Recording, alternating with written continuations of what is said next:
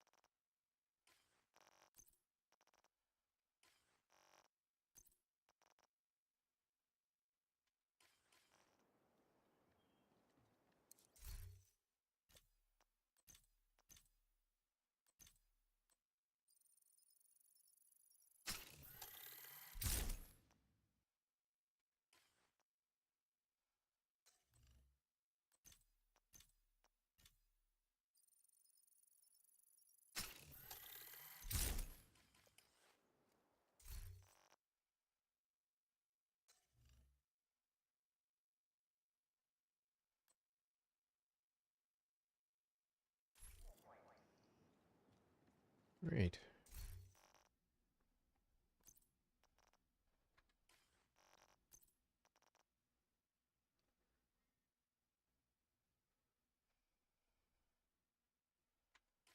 Running an old build. We'll see how it plays out. But this basically at one point was a really fun build to run. I know Intimidate and Adrenaline Rush does not give you the damage it once did, but we'll see how it holds together. So basically, what we've got here is we've got two pieces of Sokolov, which is giving us SMG damage and crit damage. Everything is rolled crit chance, crit damage. This is the second piece. So again, it's Adrenaline Rush and Intimidate. The chest talent is Intimidate. This one's Adrenaline Rush.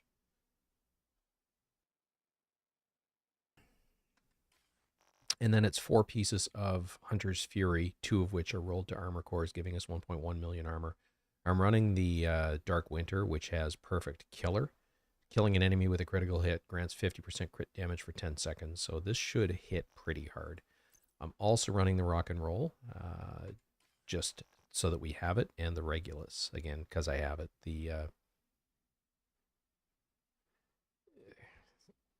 I've got it, so I'm going to... I typically don't switch weapons a whole lot in mid-mission, but we'll see how this holds together for this.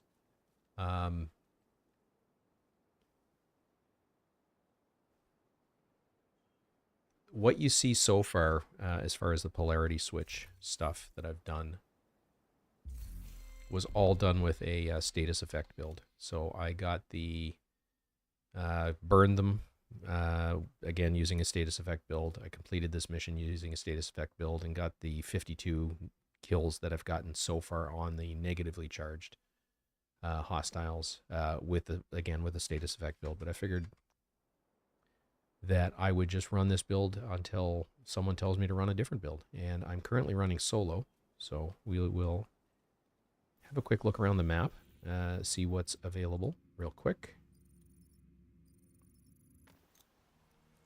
and see how this holds together. I'm running on challenging with 3 directives, which is more or less the setting I've been running for a while. It's Fog of War.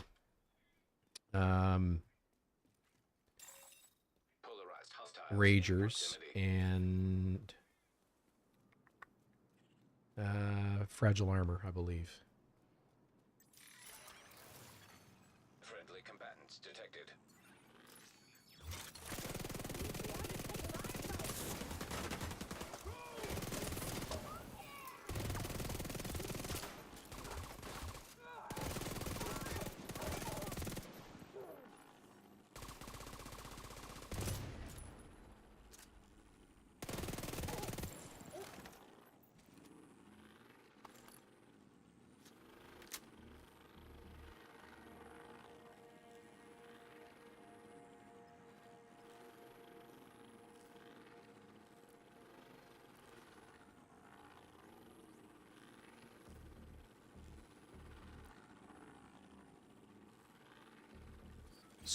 Trying to squeeze past this without triggering them, but I don't think I did.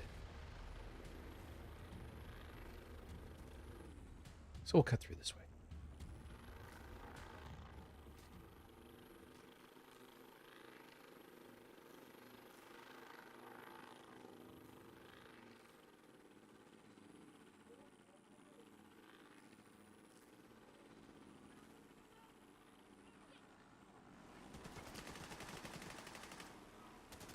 I don't know if I'm going to make it to this resource convoy.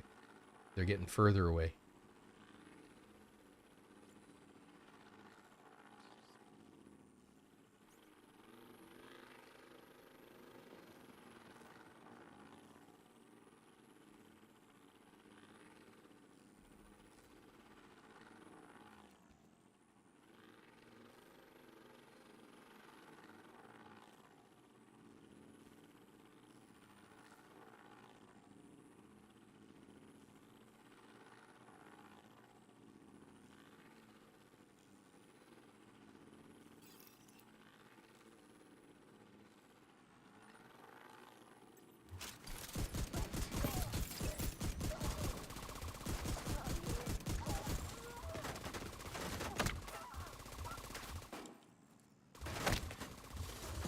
Oscillation detected.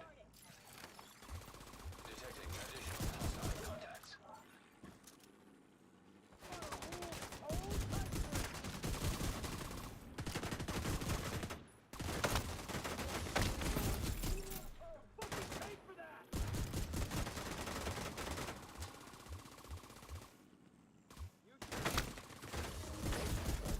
Incoming hostiles detected.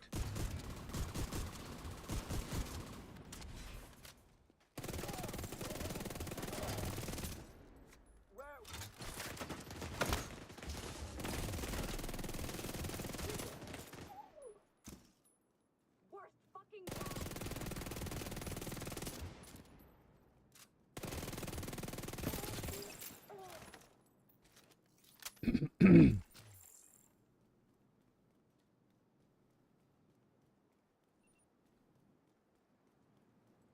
You know, DC used to look very different.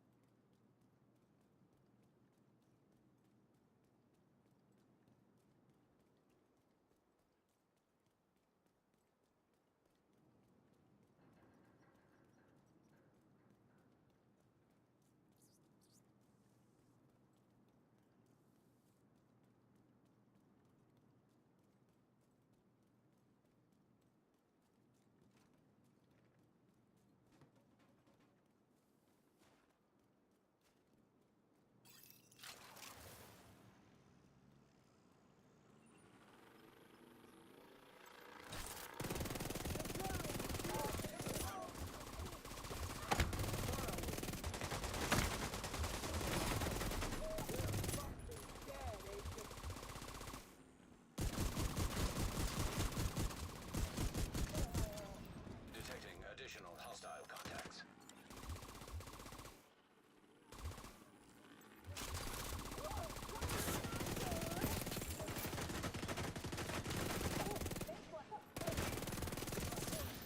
Incoming hostiles detected.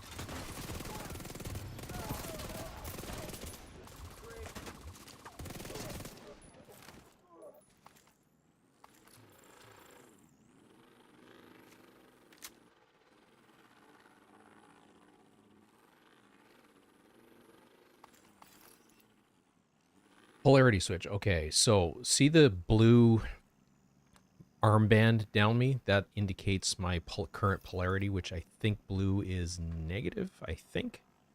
Um, if my arm's blue, I'm going to shoot blue because then I do more damage. I do less damage if I'm shooting someone that's got the amber, which is the opposite polarity. A reload or a weapon switch will change polarity of myself. And if I melee strike an enemy, it changes their polarity. So let's see if I can find something real quick just to run through it so I can show it to you. The main reason for doing it is to get the global event stars. Okay, so I'm currently blue. It looks like it's kind of half and half here. So we will try attacking the blue guys first.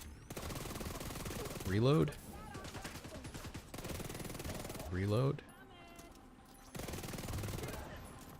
Reload.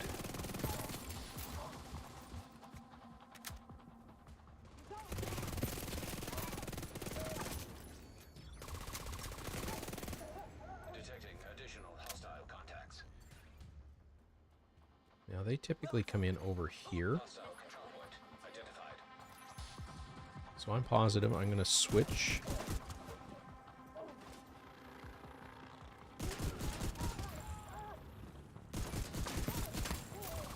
Do a quick reload. Took care of the bulk of them.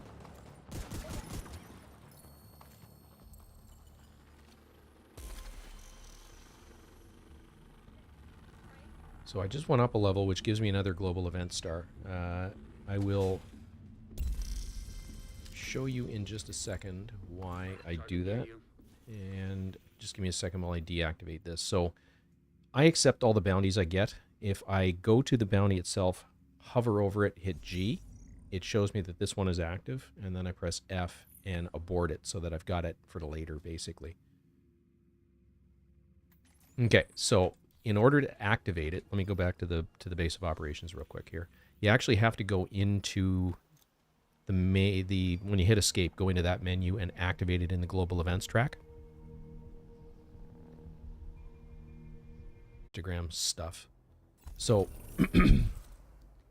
if I hit escape, go to seasons, and then go to polarity switch, and then I'm hitting spacebar. There's activate, deactivate. So you have to actually activate the global event. And that's for all global events. That's more or less how you do it. And then once you're in here, there's a rewards track. I've already claimed a named item cache and a gear crafting cache. I'm just claiming this one, which is a weapon crafting cache. The nice thing about this track is when you get to the other end, there's 2 exotic caches. Plus, those red stars are currency for the seasons vendor right here. And I'm after exotic caches. I want the exotic components. Having said that, if you're relatively new to the game, your best bang for your buck is the named item caches.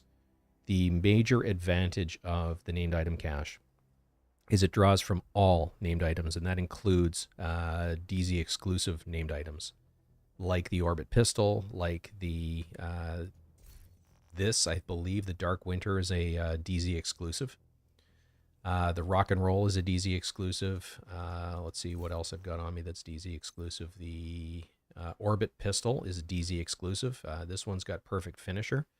And on and on and on it goes. You're not guaranteed to get a DZ drop, but it is part of the pool. So there's a high likelihood you will get it, which is how I've gotten most of these.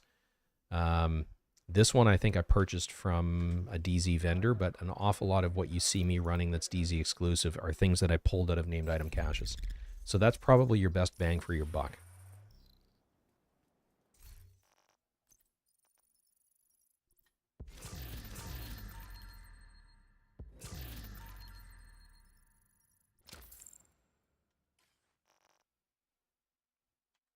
So just to summarize, if you reload, you keep track of what your arm color is. You want blue on blue or amber on amber, orange if you prefer on orange, basically does your maximum damage. So anytime you swap weapons, it switches the armband color. Anytime you reload, it swaps the armband color. If you want to swap the enemy's color, melee strike them. And that's basically it. You can still kill them, but it's that you do less damage.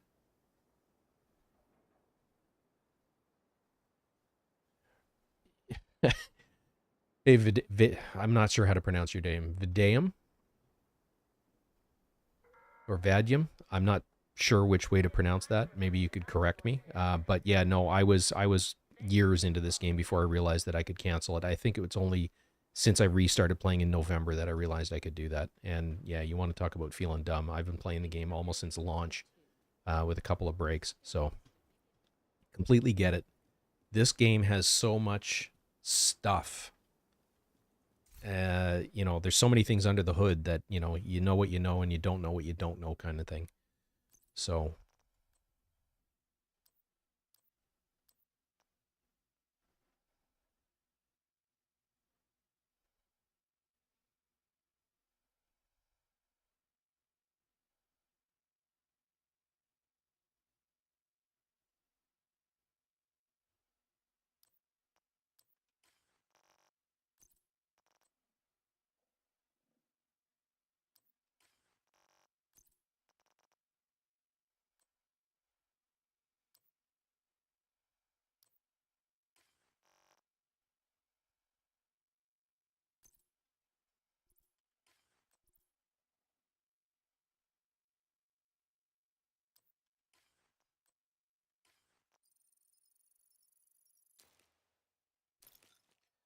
yeah, and I typically, once I realized I could do that, I save them for certain global events where you actually need, like this global event, day 3 or 4, I'm probably going to have to do bounties.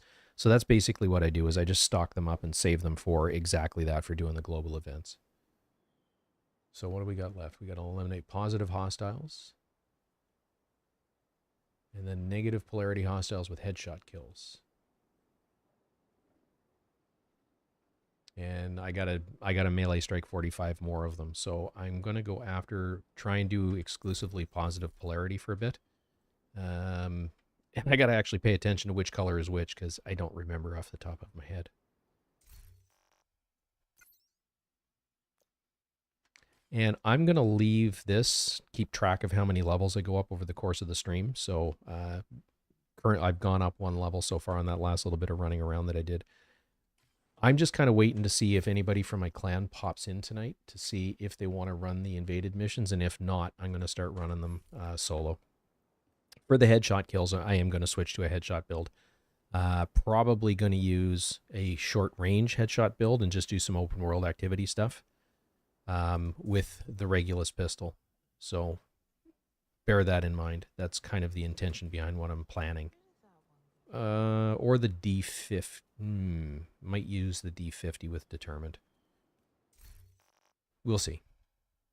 And as I said in the description of this and in the post that I made not that long ago, if you guys want to see me run a specific build, please let me know in the comments or the live stream comments. Vadim. Gotcha. Okay, that makes sense.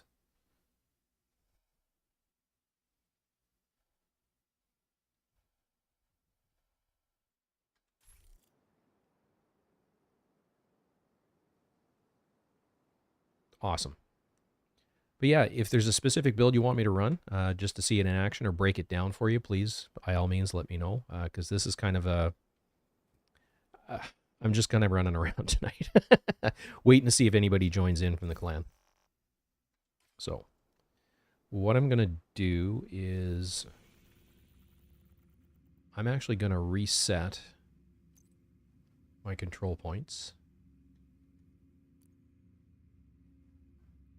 Just so that there's more stuff around. The area right around here is the best area for doing open world stuff. There's a number of YouTubers. Pink numbers popping up when I kill things. Not certain. I'm gonna have to pay a little bit more attention. It might be part of the season track, the kills that you're getting. It may be keeping track of that. But where I was going with this is this area around the Washington Monument Control Point is the richest area for doing open world activities if you're looking for levels, because they're close together, and as long as you don't do the control point, these will continuously reset you. So you can basically just do laps around the control point. The other advantage of going down here is the DZ South main entrance is one of the areas where the loot goblin can spawn. So this is part of a run that I do fairly regularly. I wouldn't say I do it daily anymore, but it's certainly an area I like going to see if I can get the loot goblin to spawn. So when you spawn in, you're facing DZ south. If you turn, which way would this be? This would be east and head towards this parking lot. He just spawned. He's positive. So am I.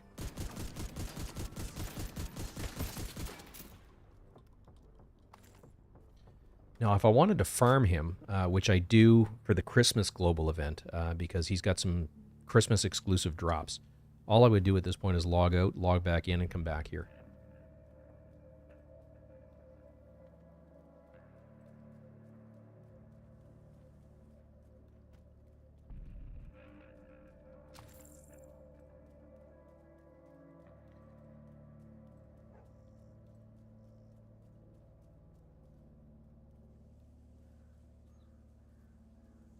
The Leonard, the Anderson farm doesn't work any longer.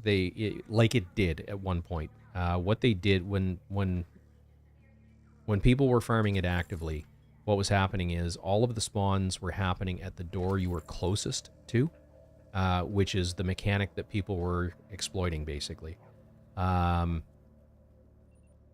is no longer the case. I believe the spawns are much more random.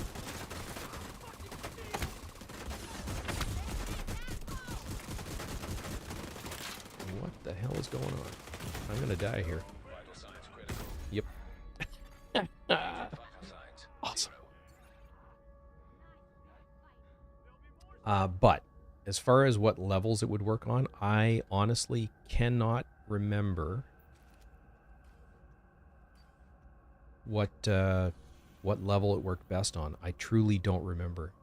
I did a video on it. I ran it a little bit and then didn't really mess with it a whole lot. Oh, absolutely, Vadim. There's so much to do in that area.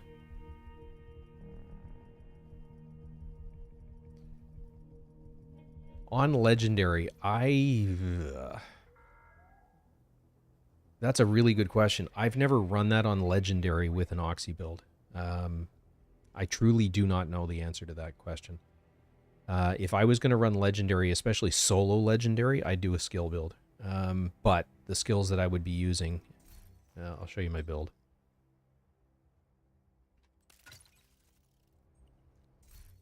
So it relies on the turret and the drone. I'm running 2 pieces of Brazos to give me 1.3 million armor. Picaro's holster with armor regen.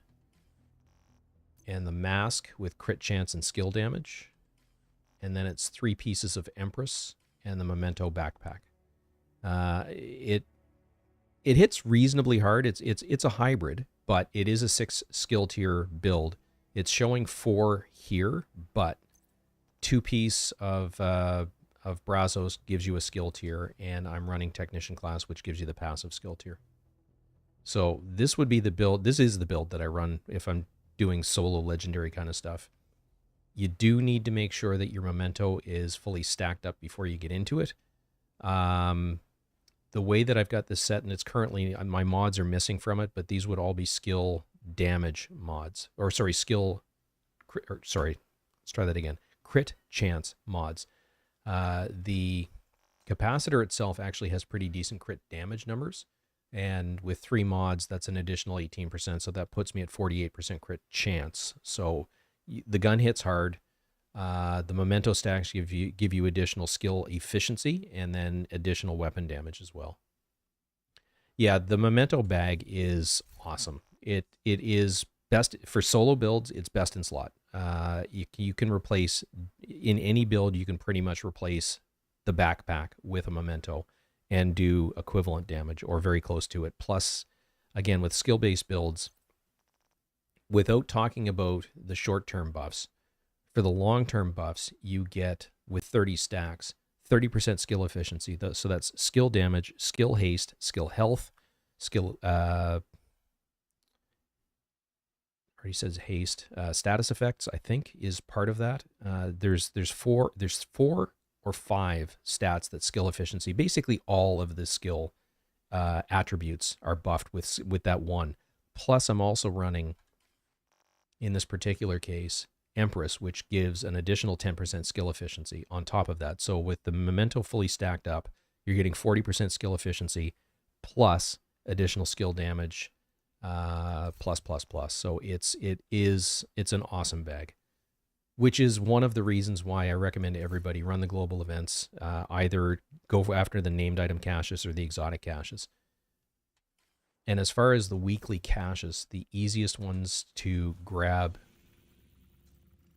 are this one, the weekly SHD requisition. I've already done mine, but that gives you an exotic cache in exchange for some materials. Forge holster is awesome.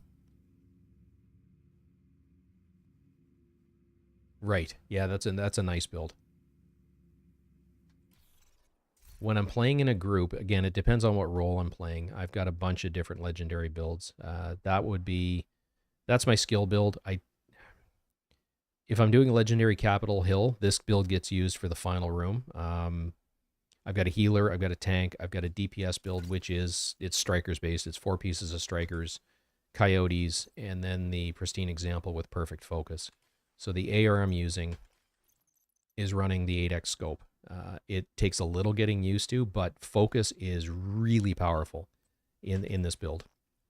Rock and roll shotgun to build stacks. I'm running the Regulus because I have it, but it's pretty insane the damage numbers that this can rack up. And then again, tank healer, and I've also got a status build. Now this is a crowd control build, so this is running a blinder firefly and a jammer pulse. The advantage of running hardwired is the feedback loop, where you can quickly go back and forth between two every 20 seconds or so. If you play it right, and I don't play it right, but if you play it right, you can have your jammer pulse available most of the time, which is really helpful. And the blinder firefly, surprisingly, is a really good choice for crowd control because they just stagger around and then your DPS guys can nail them.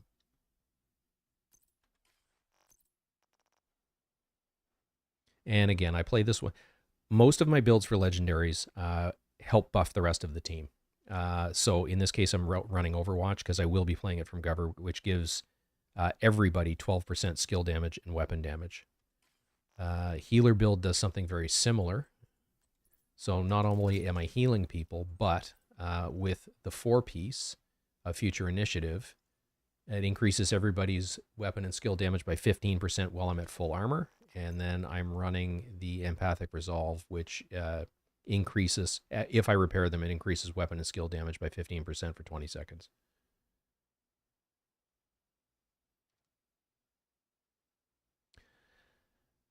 Yes and no, Vadim. If you're new to the game, you're going to want to be running multiple builds just for expertise, so that you can make as many builds as possible proficient.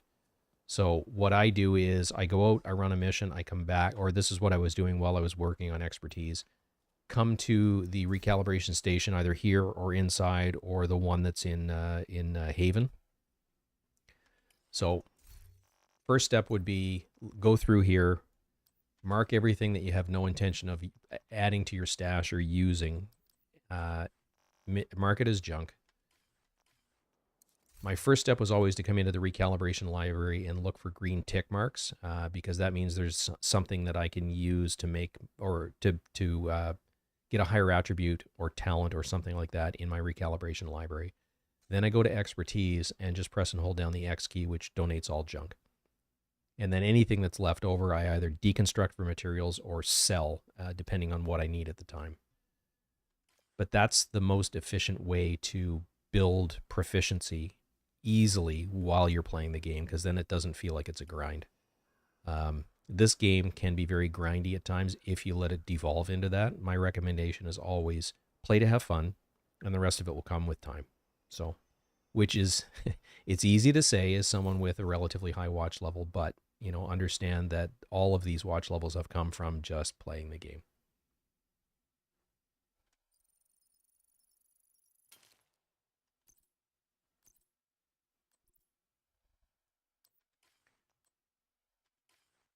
Now that method of going to the expertise, like you get kill XP, which adds proficiency to random gear pieces.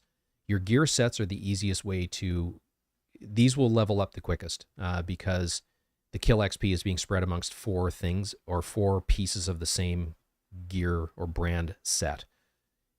You can do the same thing with brand sets, not gear sets, by equipping multiples. As an example, with y'all, if I had more pieces, I'd put 3 on or 4 on if I had them and go run some missions because the kill XP will be spread over all of the y'all pieces.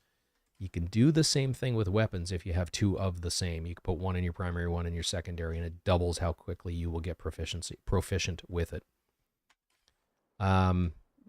This method of using and donating works really well until you hit about expertise 13, and then it starts to dwindle off and it's in how efficient it is.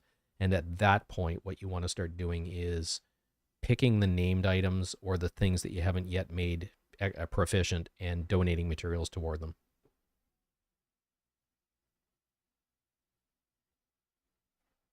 Yep.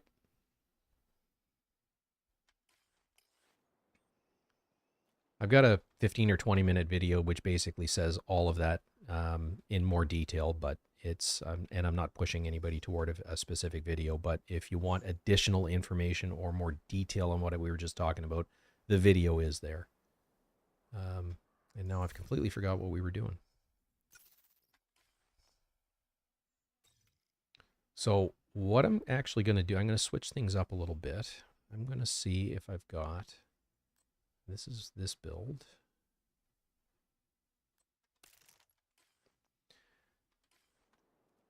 So I'm going to go after headshots. Now this is meant as a close range headshot build.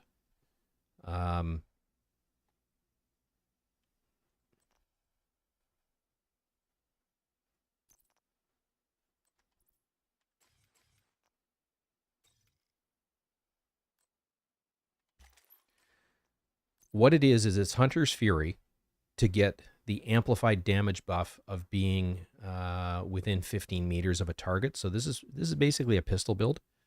I'm not using or taking advantage of the shotgun or SMG damage, but I am getting armor and health on kill. And if I'm within 15 meters, they're getting a debuff which amplifies my damage. And then everything is rolled headshot damage and then headshot damage mods. So I'm running the Punch Drunk, which gives me weapon damage, 20% pistol damage, 20% headshot damage, and then a headshot damage mod. And then I'm running the Chain Killer. This is the kind of the centerpiece of all of my headshot style builds. It gives you perfect headhunter. After you kill an enemy with a headshot, your next weapon hit within 30 seconds deals an additional 150% of that killing blow's damage, and that will stack over time to a maximum of 1,250% as long as my headshot damage of my build or for each weapon is greater than 150%. And if I go here, we're at 317 for the White Death. If I press G, it will switch to my secondary, which is a shotgun. It is at 205, and the D50, which is my pistol, is at 220. And the TAC 50 is at 320. So everything's well above 150%. Now, caveat for that. This is my main character, which has its watch levels applied. I've run this build on alt characters that do not have any watch levels. And I typically do that for the purpose of making videos, just so that if you put a build together that's basically cut and paste of what I've got, you will match its performance or outperform it. And that's done intentionally because I know when I was new to the game, or I shouldn't even say new to the game, when I watch YouTube videos, especially before my watch level hit 1,000, it was, quite frankly, it would piss me off. You know, I'd put a build together and come nowhere near the performance that I was seeing in a video because I didn't have watch levels. So for a headshot build, all I'm missing is, if I don't have any watch levels applied to it, would be 10% headshot damage. I'd also be missing, you know, from the utility and handling section, I'm missing accuracy, stability, reload speed, that sort of thing. But from a damage perspective, all you're missing is headshot. So I'm going to run this for a bit. I'm running a D50 with Determined.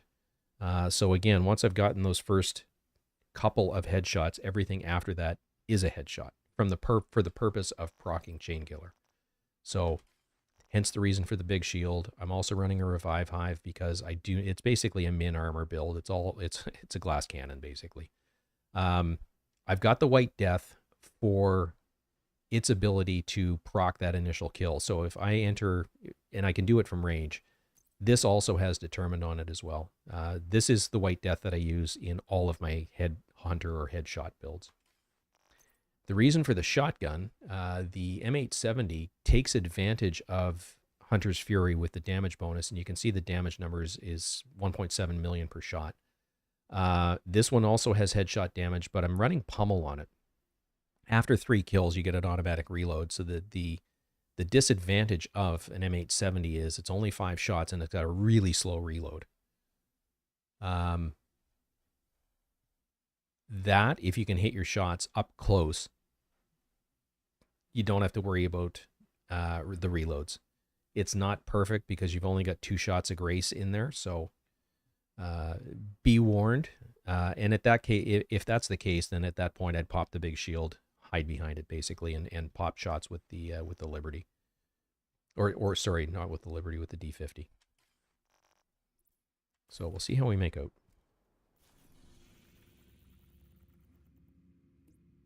Let's do this first.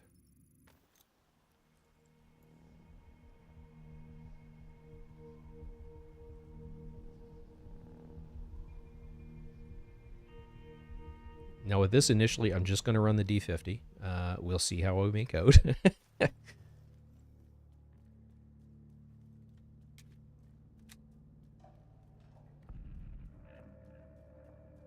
So I'm currently blue. I want to try and engage a red-blue guy first. Red-blue guy.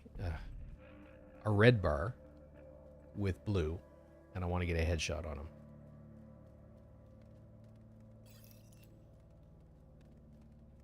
So there, that guy right there, or gal. And they're helmeted, which is not good.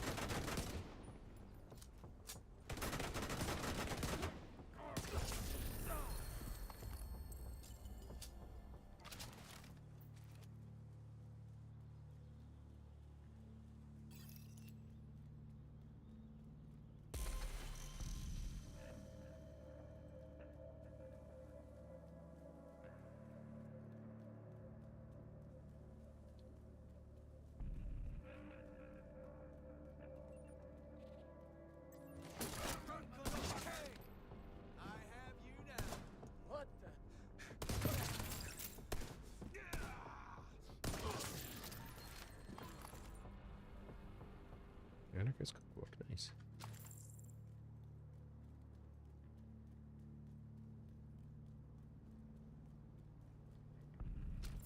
There's a pretty decent underground tunnel system here with keys. If you're looking for keys, I found one earlier today that had like 6 of them, and for the life of me, I cannot remember where I was. Hey, Max.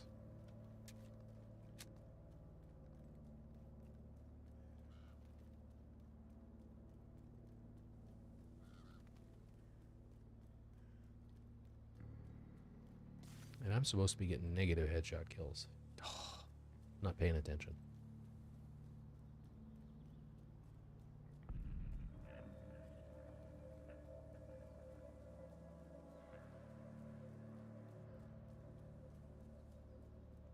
So negative is blue.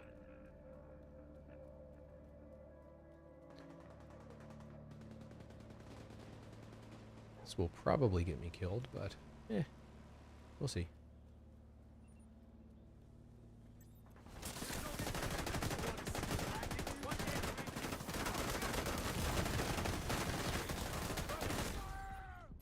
Yep. Agent incapacitated.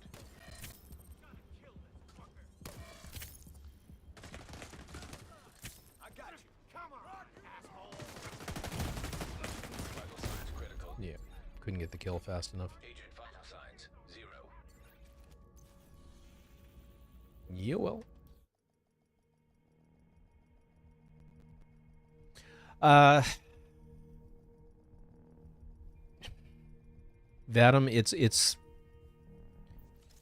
your most efficient use of time is heroic with multiple. Uh, no, they didn't like me. I went in too deep. I got surrounded, basically. Um, as far as your most efficient XP building, it's on heroic with as many directives as you can comfortably manage. The issue then becomes how often you respawn. So it like this build is not fantastic for all the directives I'm running. A true headshot, actually, this build is probably the best headshot build that I have for just running around popping people in the head from range and relative safety, because of the 4 pieces of hot shot. What you'll notice is all of my builds basically have more or less the same thing. It's a white death, a D50 with determined, punch drunk, chain killer, and then 4 pieces of something else. And most of them are built around gear sets rather than brand sets. This one is hot shot because after you've gotten 4 headshot kills, and again with determined, those are headshot kills. So what you're getting is all of these bonuses, which is an increase in headshot damage, assuming that you're using a marksman rifle, which both of my primaries are. You get 10% armor. If you're at full armor, it gives you bonus armor, which is always nice to have, up to maximum of 50% of your current, so 360,000-ish.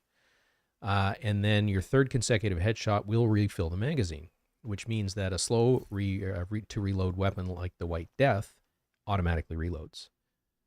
Same thing with the Nemesis. So this is probably your best headshot build if you just want to run around for XP, if you like headshotting. I suck at it. I'm getting better, but it, like any skill in any game, yeah, I die to stupidity all the time, as you'll see with this. That kills me the most often. So we need negative headshot kills.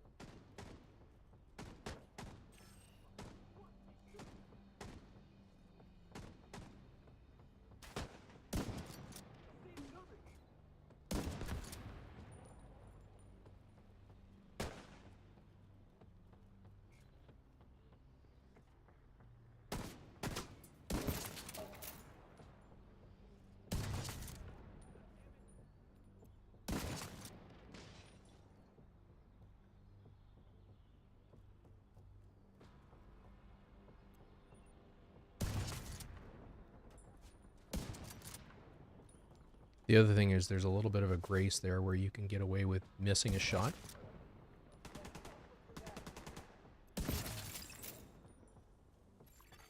Hostile control point nearby. So this is my favorite headshot build currently.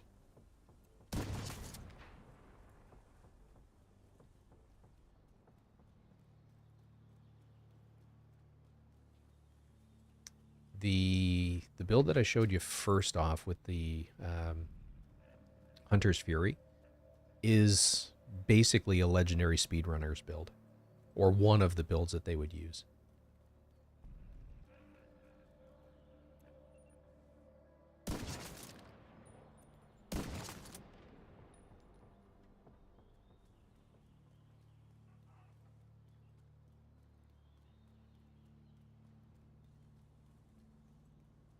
So specifically challenging with 3 directives is just, it's easy, basically, as long as I don't do anything too foolish. And then it's simply a matter of what build do you want to run. If I was going to run around here and not really have to think about it, I'd probably run Heartbreaker with Memento and a good AR.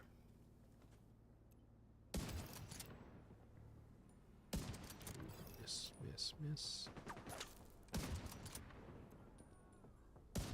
Miss. Now I'm in trouble. Because these guys are helmeted.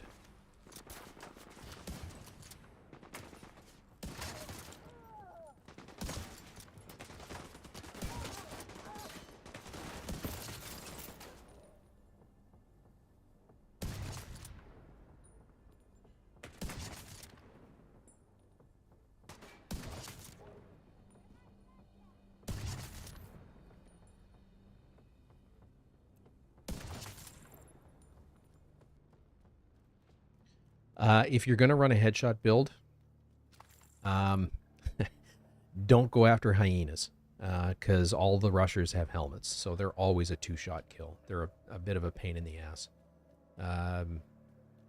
Just fair warning. The outcasts are generally not helmeted, but you've got their rushers, which will blow you up and burn you. Oh, Max, it was a blast hanging with you, dude.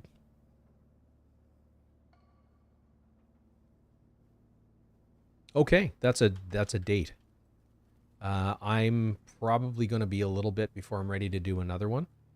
I haven't taken level 1 off of that one that we just finished.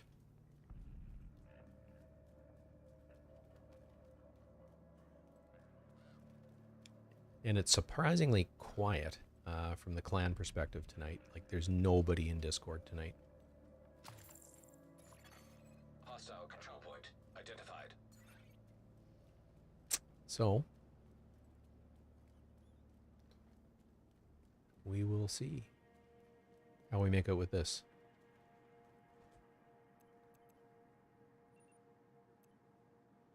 Of course, I go after the guy with the helmet.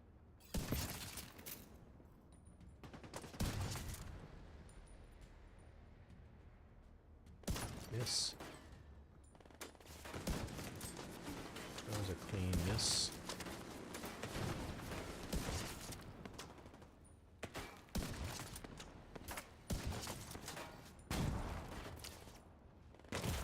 Ooh, that hurt.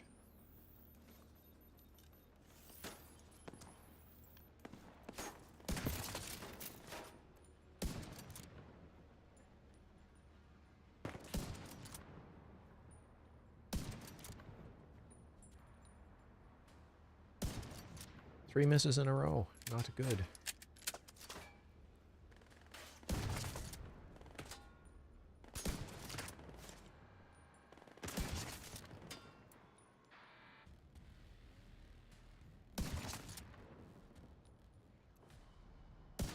If you're wondering about the zoom, I'm using the digital scope, which has up to, I think it's a 16x zoom. It's great for focusing on a target. It's not so great for target acquisition.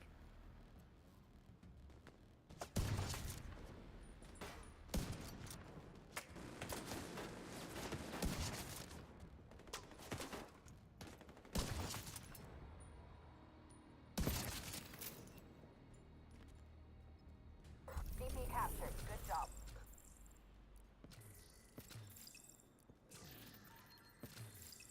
Oh, I know. Same. Hostile broadcast. Which is why the digital scope is awesome, because you've got that much more zoom where you can actually see what you're like. A lot of the misses that I had there weren't actually misses. I was just hitting the minigun.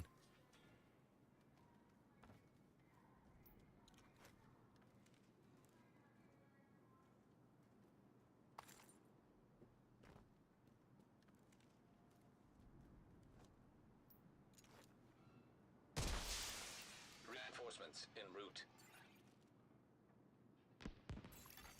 Incoming hostile. One nice thing about a headshot build is you can completely overwrite, so to speak. Not good.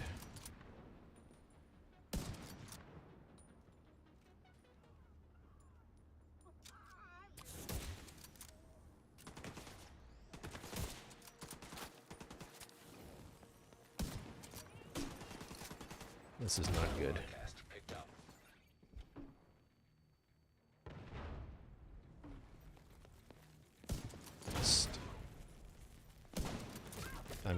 here. Immediate medical assistance needed.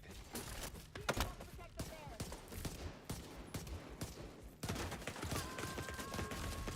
Agent out of action.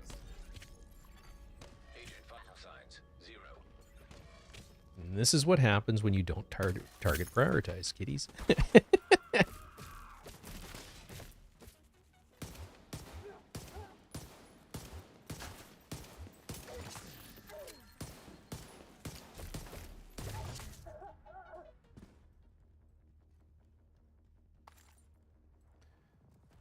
All right.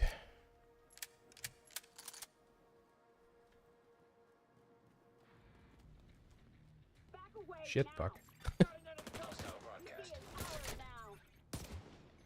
Going down. Serious trauma detected. And that's me done. Agent down.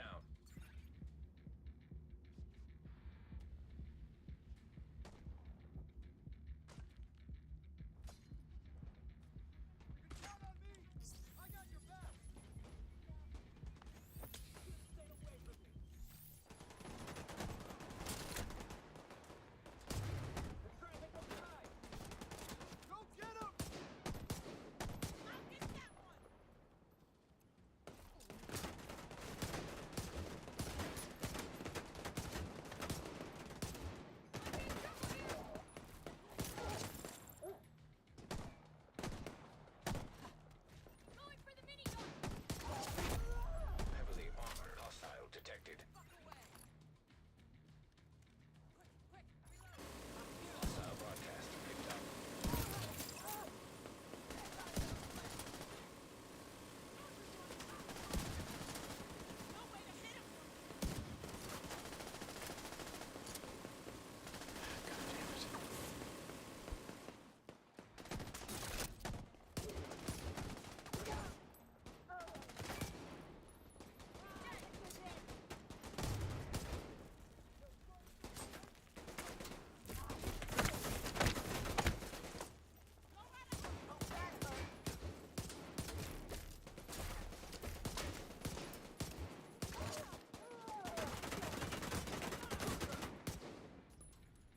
Can't see him.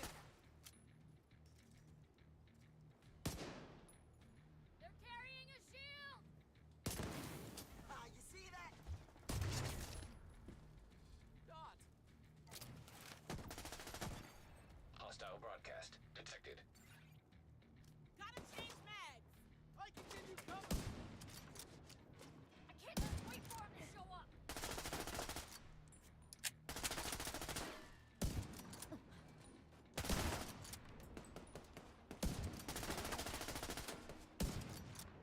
Over there, behind that gate. Don't let them get Drop past the you. minigun.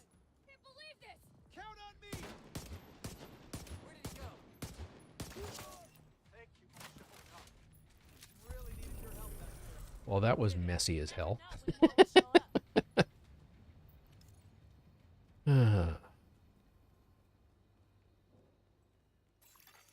Supply room access unlocked. It's a twofold thing. Is they've got their bobbleheads to begin with. They've got an almost non-existent, like you said, hitbox, and they can actually get past your shield where you're trying to back away from them, and you're being hooked by the shield, so they're inside your shield. You can't, and I'm trying really hard not to swear when I say this, but it's you end up in a situation where it's no win, basically. Service or something. Hey there, Agent.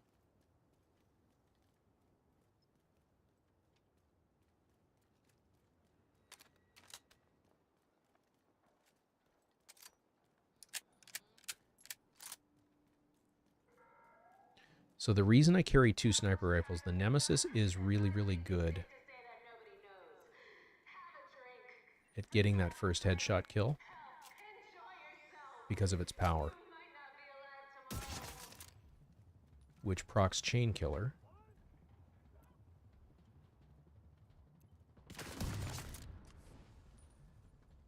Where did that rusher go? Here it is. Moon. Fuck.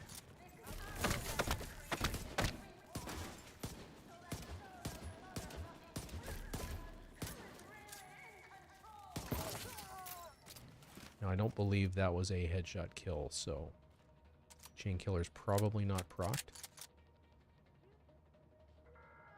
How much time have we got? I think it's safe to say that nobody knows.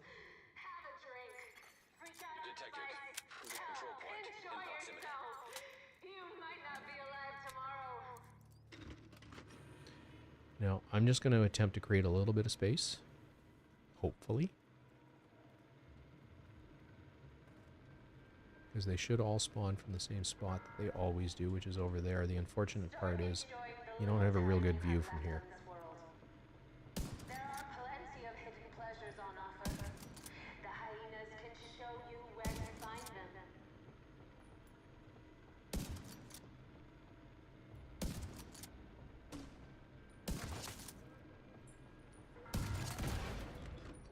How much time have we got? I think it's safe to say that Access key nobody detected. knows. Have a drink. Progress Freak out on halted. spice. Where my sniping game falls apart is when I start to feel the pressure of being rushed. I start to push or rush my shots, basically, trying to force them to happen, and that never works. At least it doesn't for me. Progress resumed.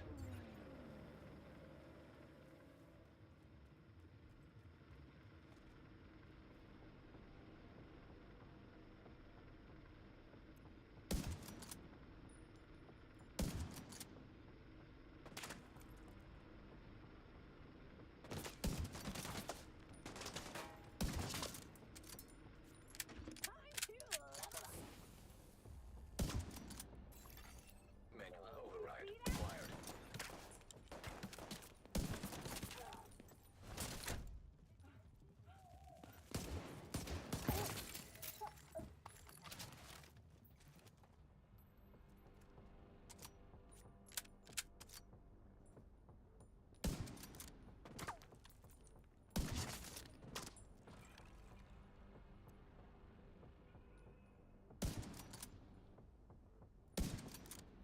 Through that shot.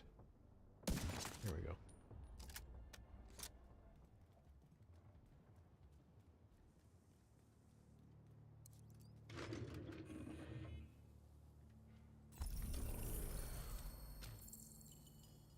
So, like I said, if I was going to play heroic, I'm just going to run back to the base of operations for a sec.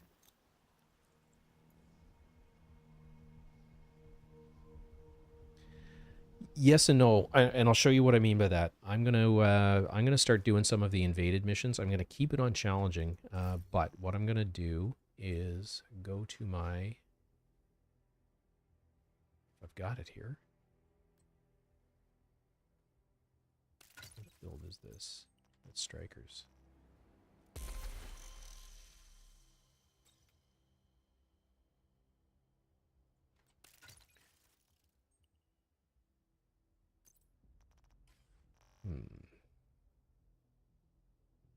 I'm gonna move some stuff around. I'm basically I'm putting this together on the fly.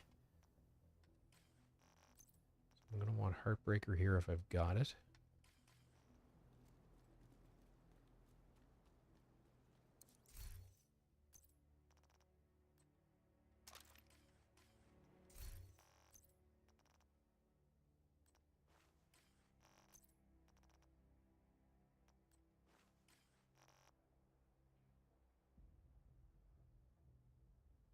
Now, the way I ran this forever was actually not with Fox's Prayer. It was with Picaro's, but we're going to leave it as is just for now. I'm going to see where we're at from a stats perspective.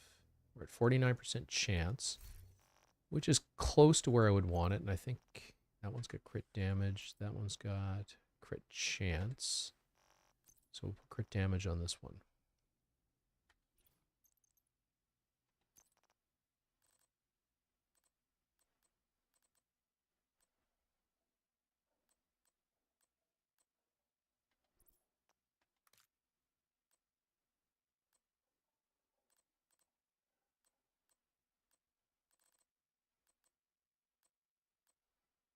I do have a 6. Okay.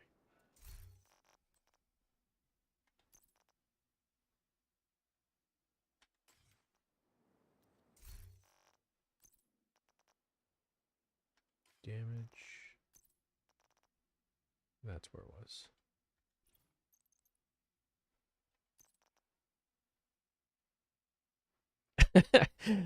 I don't know about nice. I'm adequate. It's like I started to say here, it's like any other skill in the game. You have to practice it. Determined really helps. Be forewarned though that perfect determined isn't working with chain killer. So you want to put something together that's just got regular old determined. I like the White Death. I like the D50 because both of them have very high base damage and decent built-in headshot damage. But let's see where we ended up here.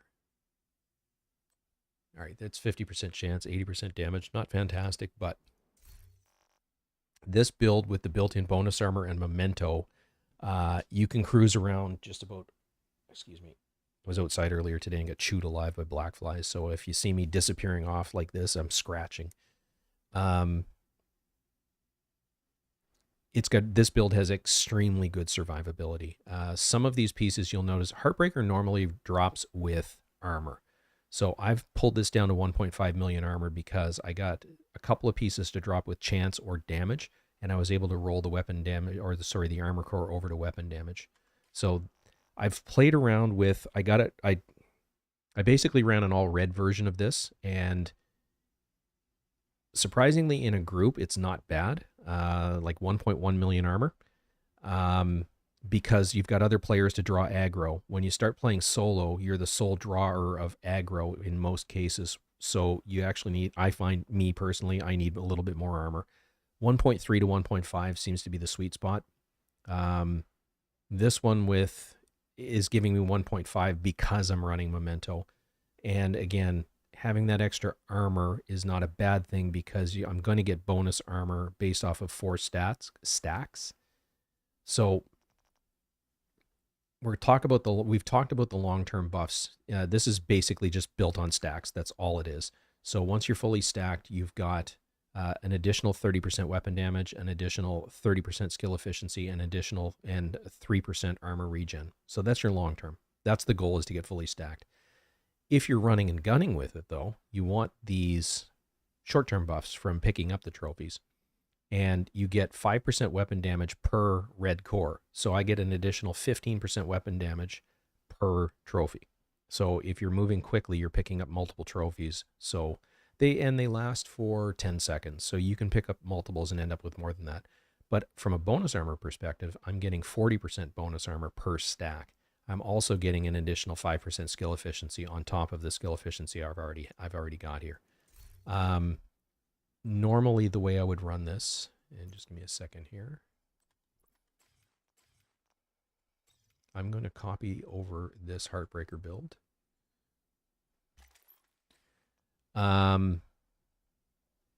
Derailed my train of thought there.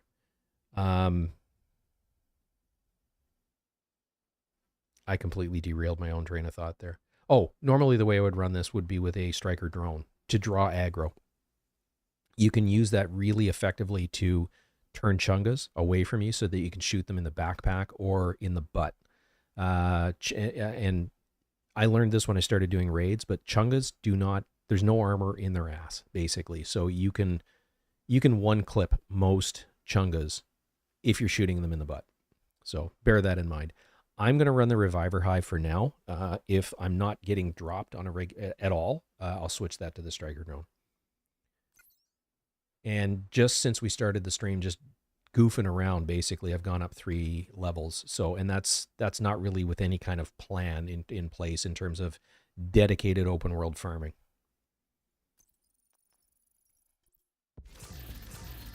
So I started to say headshots. So you can get headshot kills with any build.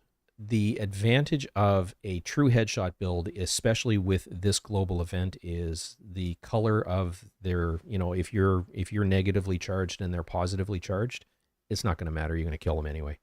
For this build, I have to pay a little bit more attention to it, but I can focus aim the head because I'm running a police M4. It's not a laser rifle, but it's pretty friggin' accurate. So let's clean up the inventory and we'll go back out.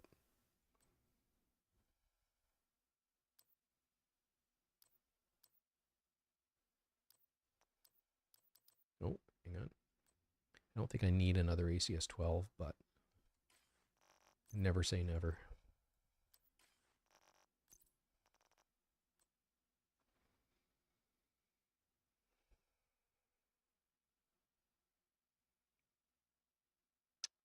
It's a shame to delete that, but I have no use for it.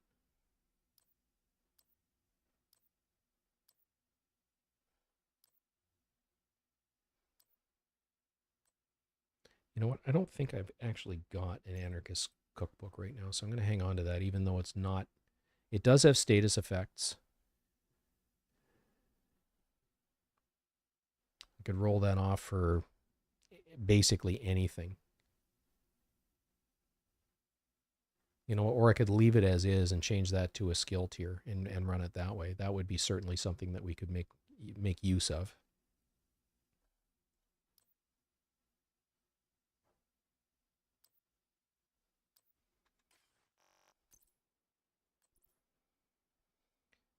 And if you're wondering how I'm determining whether I'm keeping these or not, I look for approximately 80%-ish just on the bar. And if I don't see it, I just mark it for recalibration at this point. That's sort of my threshold for actually paying attention to it. Oh, did I? Ugh. Hi, Valk. All right. I'm going to go fix that right now.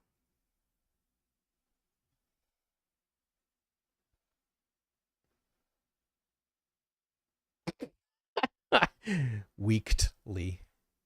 Weeklet. I don't know. It's just not weekly. That's hilarious.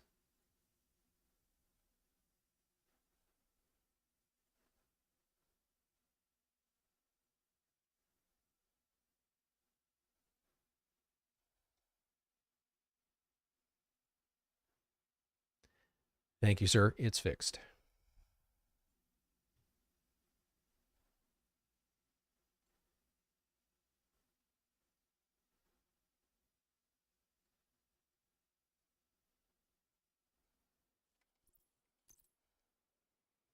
Okay. So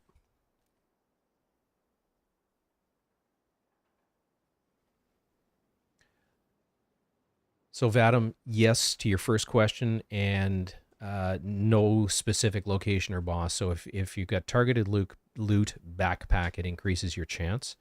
Running countdown with targeted loot set to backpack would probably be the way that I'd go.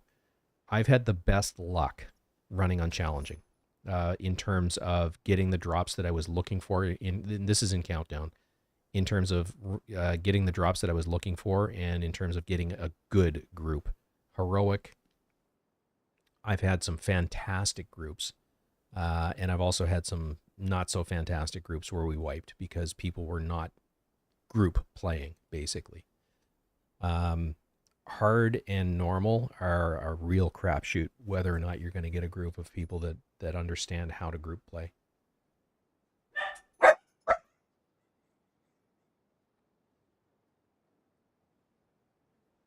Sorry about that. I don't know how loud the dogs were in the microphone, but they were very loud right behind my head. So apologies. Or as I like to call them, they're my wireless doorbells, and they sleep on little charge pads all day long and then bark at random stuff.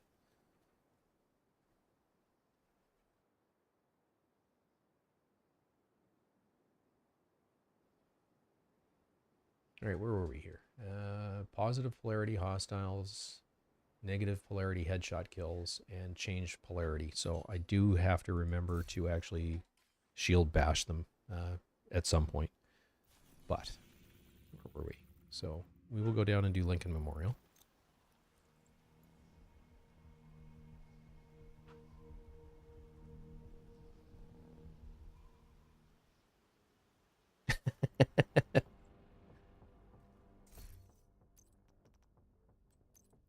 So I'll run this on challenging with the 3 directives. Oh, good.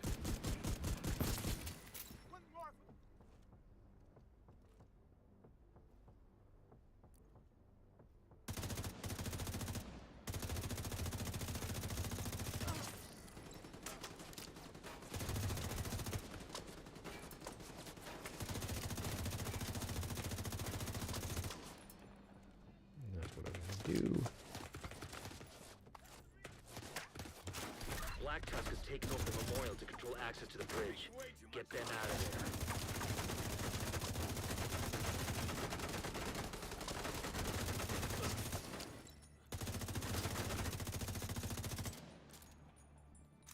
This is not where I wanted to be.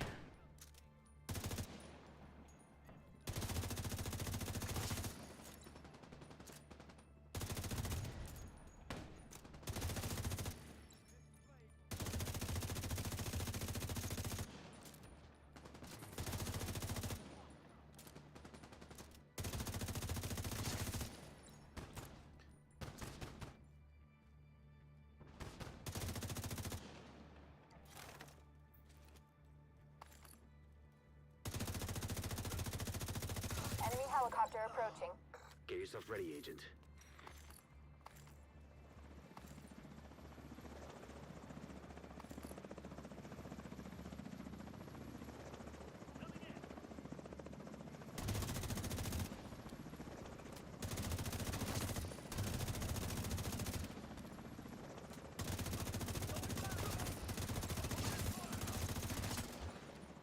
So those all sounded like headshot kills.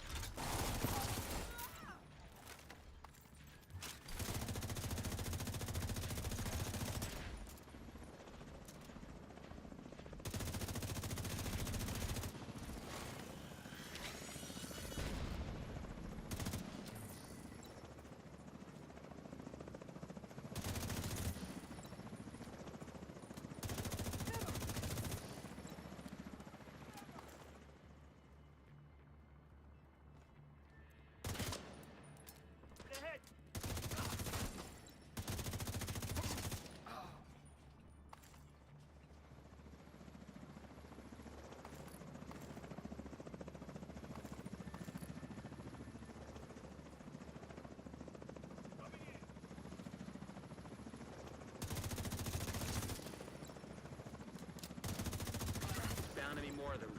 Circle around to the I think I flank. hit his backpack. I don't think that was a headshot. Hey, Garrick. How's it going, man?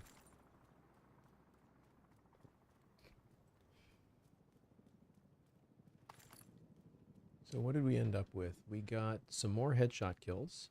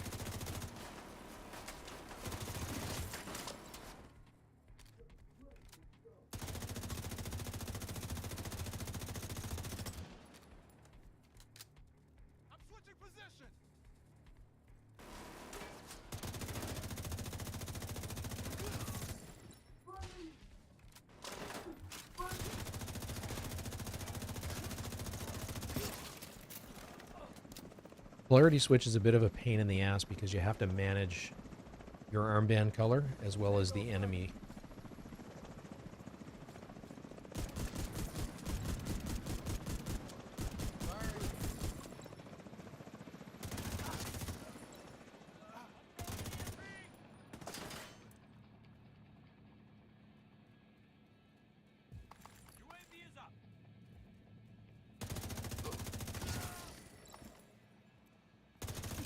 There are more targets past the gate.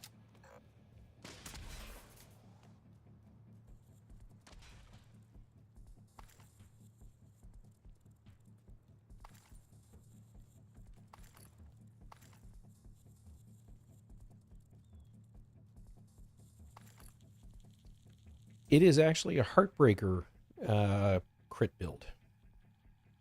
So Memento, 4 pieces of Heartbreaker, 2 of which are rolled to weapon damage, and then Fox's Prayer with crit chance.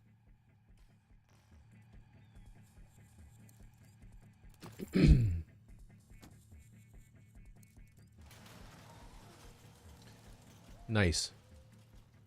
Looking forward to maybe getting some breakpoint in with you at some point in the not too distant future. Give me cover. I'll get the gun.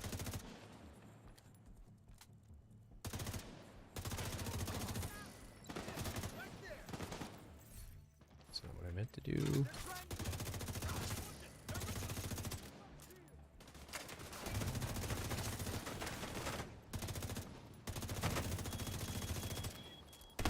Not good, not good, not good, not good. Not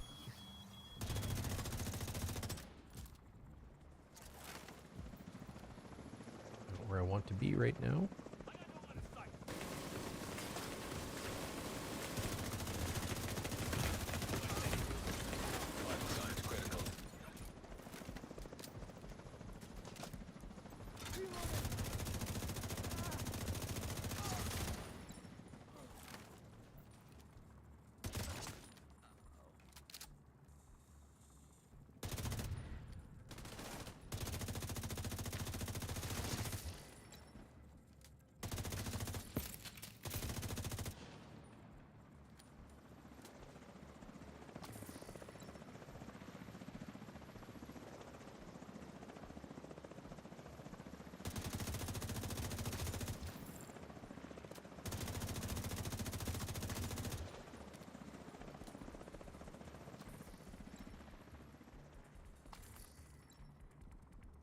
So the nice thing about having a memento on your build and bonus armor is you can survive your own stupidity. Or at least I can survive my own stupidity. Oh, there is somebody left.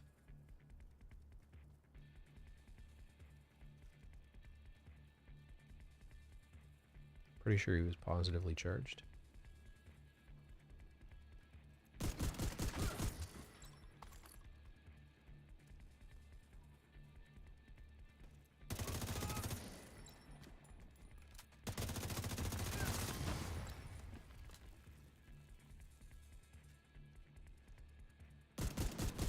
No more contacts.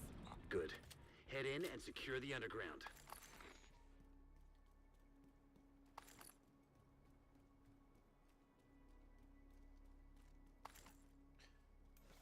So I am going to burn a med pack just to get rid of that broken armor.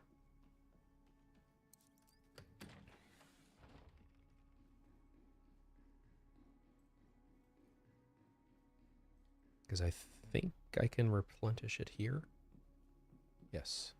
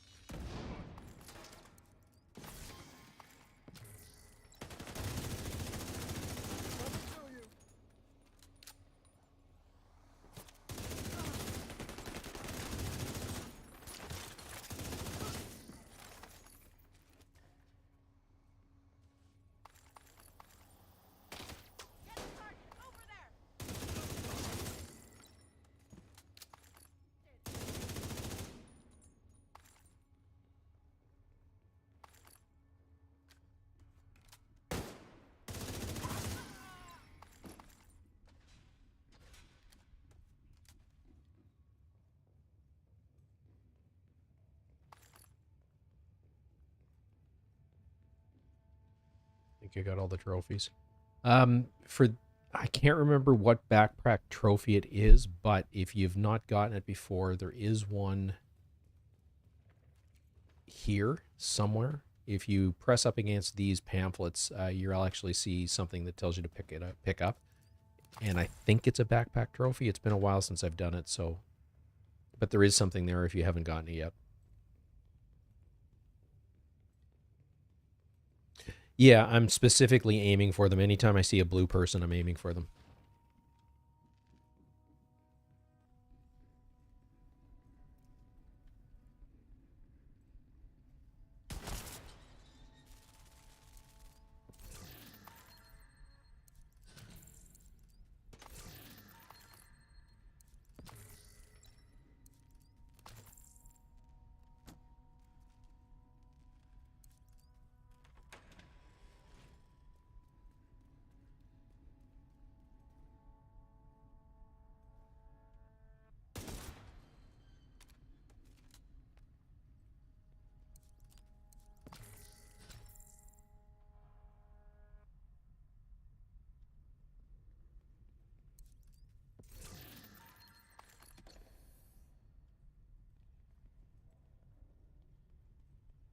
Oops.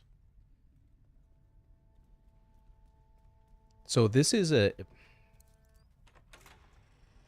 I've heard, oh goodness, who is it? A couple of guys talking about, builds that you can basically just lay back and just not really think about playing. And for me, this is one of those because there's so much bonus armor in the build. You can play aggressively. You can sit back and shoot if you want.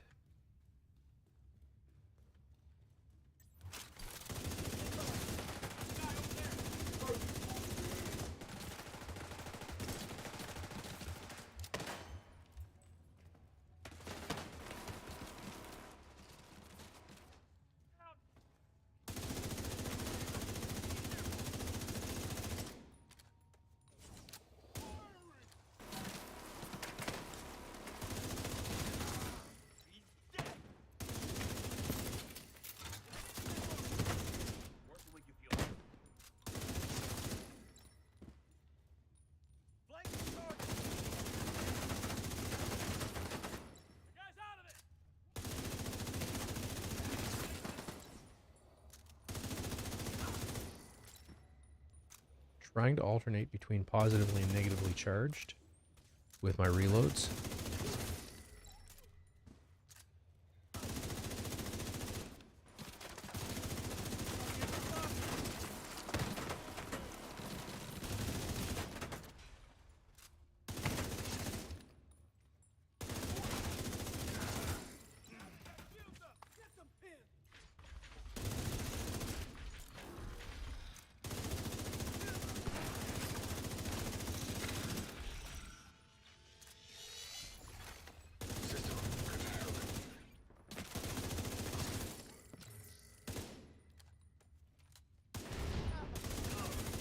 System back online.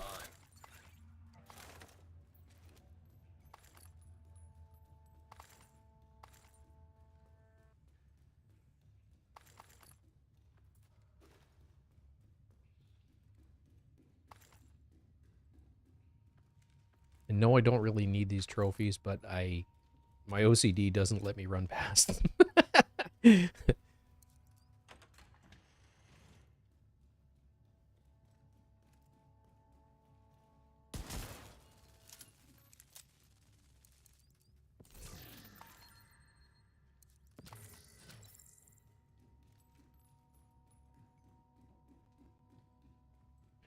I think I've already, yeah, there's not one here. That's the non-invaded.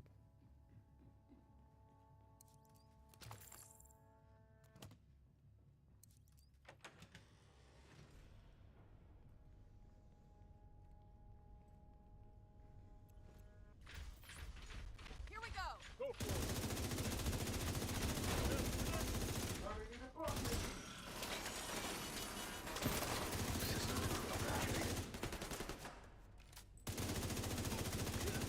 EMP out.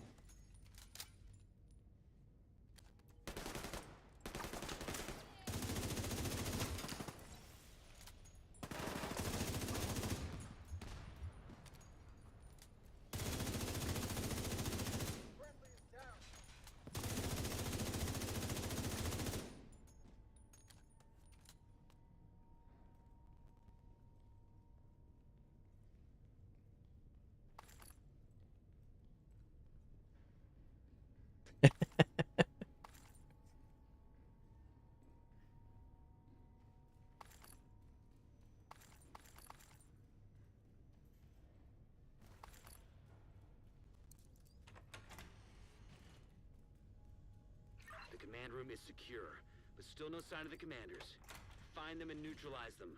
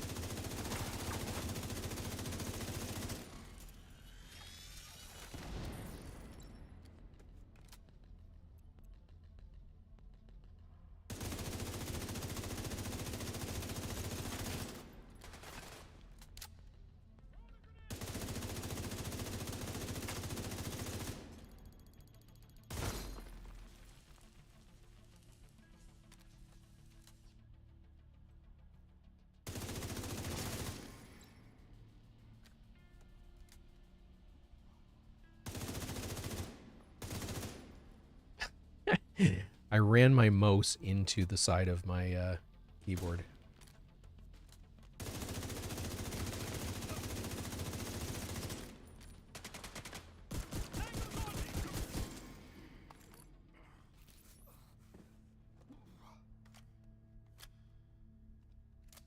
Oh, that was it.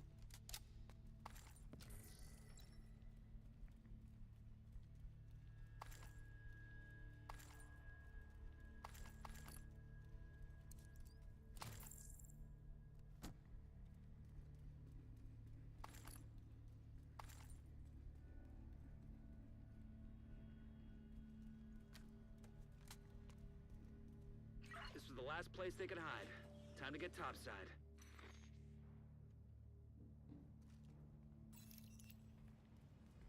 The bridge is back under our control. Well done. All right, run back to the White House, and it's not what I meant to do. That one. It's not. I go for them. I don't always hit them, but I go for them.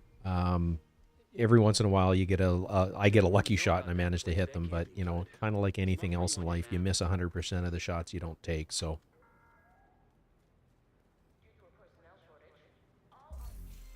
So we're up to 14 stars. And we're slowly plowing through the negative polarity headshots. So,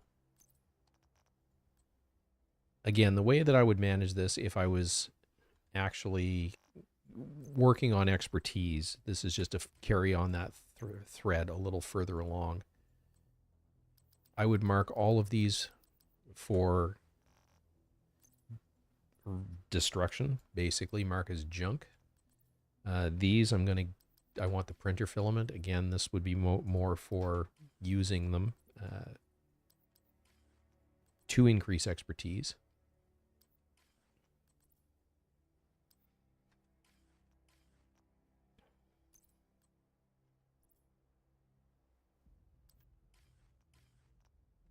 Once they're all marked, I come in here, I go to recalibration. I'm looking for green tick marks. I don't get them very often. There's still a couple that I'm working on.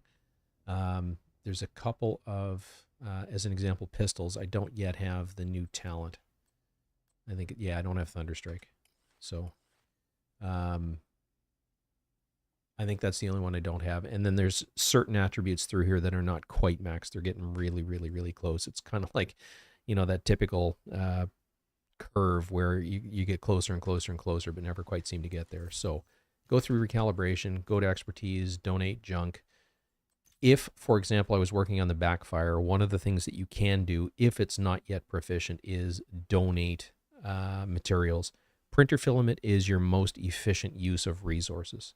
So one of the things that you can do when you're leveling up your watch is go in here, take the cash, and then go to any of the vendors and look for their least expensive mod. Buy as many as you have cash for, and then deconstruct them for the printer filament.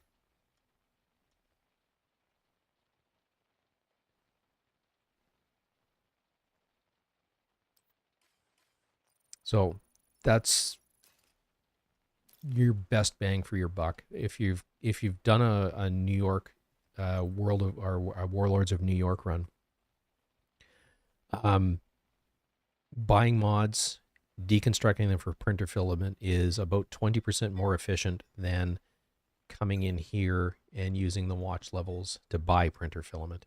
If I use 50 levels as an example, I'm going to get 500 printer filament. If I take 50 levels and convert it to cash, $500,000, I'm going to end up with 600 to 620, somewhere in that range, printer filament out of it. Call it 600, so it's a 20% increase in bang for your buck. The pain in the ass for it, though, is you got to sit there and spacebar, spacebar, spacebar, or however it is that you do it. You'll see me doing this, and that's actually tipping my thumb on it because I'm running a gamepad. This is the Razer Tartarus Pro.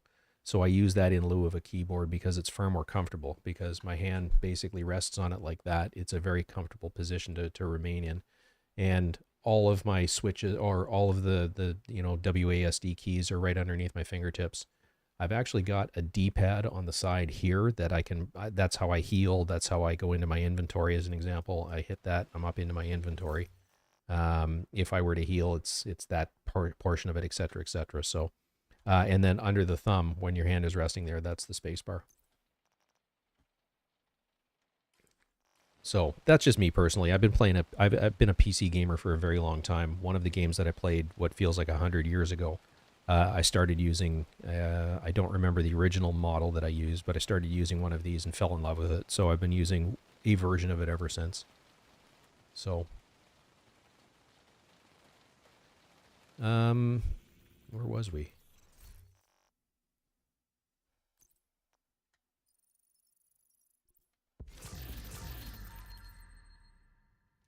Yeah, I miss way more than I hit. Obviously, an assault rifle or something like that makes it a little bit easier. Shotguns are easier still, as long as you're in range, so to speak. Oh, hang on. No.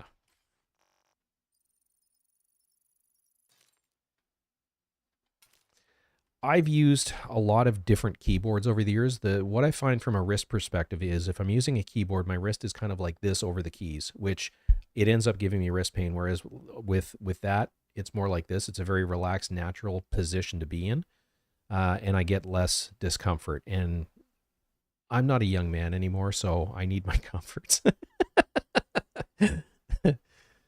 So, anyway, tell you what, I'm going to take a very quick bio break, refill my water bottle, and we will come back and start working on some of the other invaded missions and just move forward from there. I'm also going to see if there's anybody that's online tonight. Valk, if you're still in game, and if you want to hang out, you're more than welcome to join. Basically same for anybody else in stream. If you want to join and hang out, and we'll play shoot 'em up, so to speak, you're more than welcome to join in, provided you're on PC. I'm a PC player, and unfortunately, this game doesn't support crossplay. So, give me 2 minutes, and I will be right back.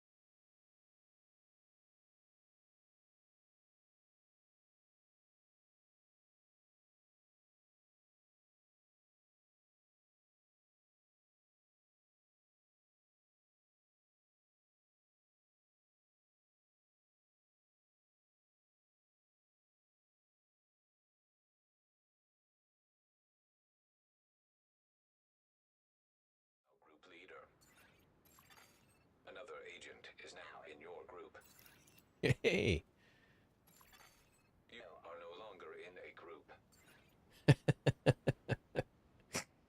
that was interesting. Mo joined me and then left. I've got it. Come take a look. Yeah, you know what, LoudX or Loud, level sync works. We can definitely, or yeah, if you want to join, feel free because the way the game scales is it will go to level 40, but your weapons and gear will be doing their equivalent of either armor or weapon damage at level 40, basically. Um, yeah, you know what? That's not a bad idea, Garrick. I'm going to start looking into that. It's something that I've been neglecting because of the move and all that other sort of stuff. So yes,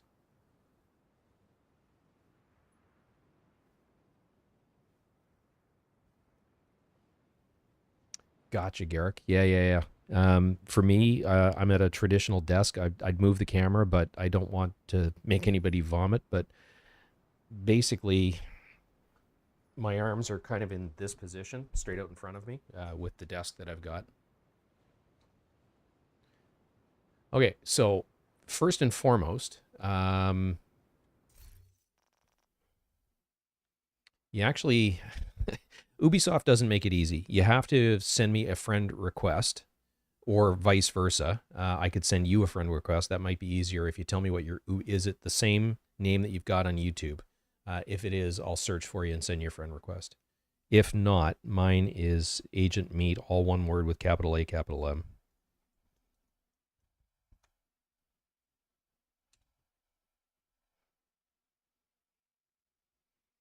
But you have to do that through the Ubisoft app or the website, either or. I do it through the app. I can get to it fairly quickly.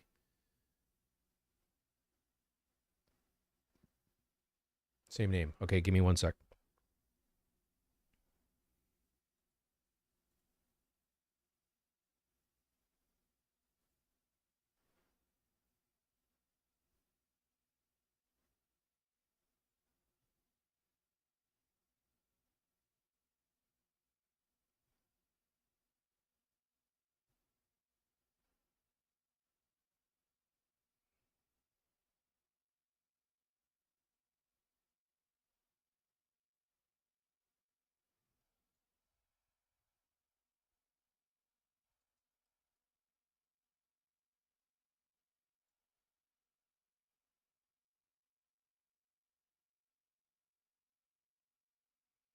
All right. So I sent you the request. You can actually get to that in game. I think it's Shift F2, and then look for the friends. Basically, once you've opened up that, that will allow you to get into, or that will make us friends, and then I can invite you, or you can invite me, or vice versa.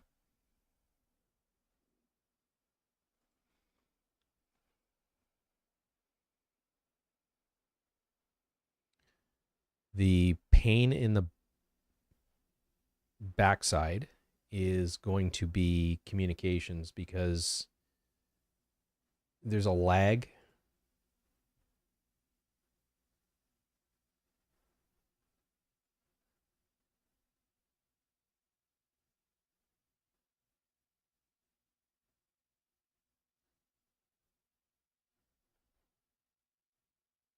Awesome. Okay, I see you there now. From there, once we're friends on Ubisoft, and give me 1 second here.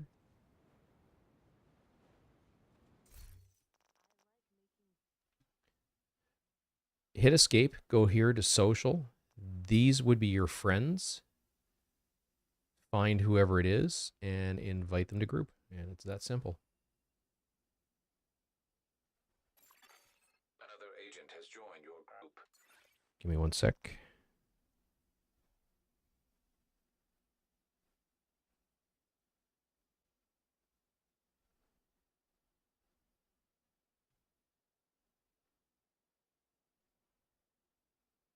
All right, Payne, you've been accepted.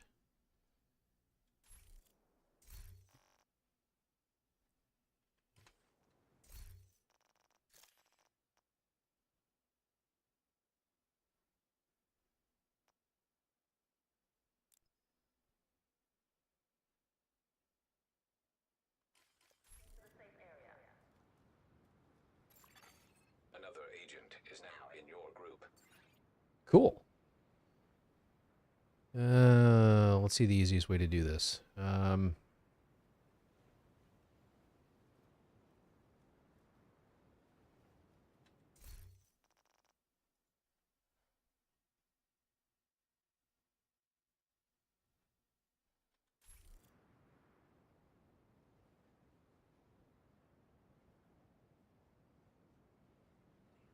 right. What I'm going to do is I'm going to put on a little bit of a buffing, if you will, build, if I've still got it. I'm going to put on a True Patriot build just to buff your damage as we're going along, if I've still got all the pieces.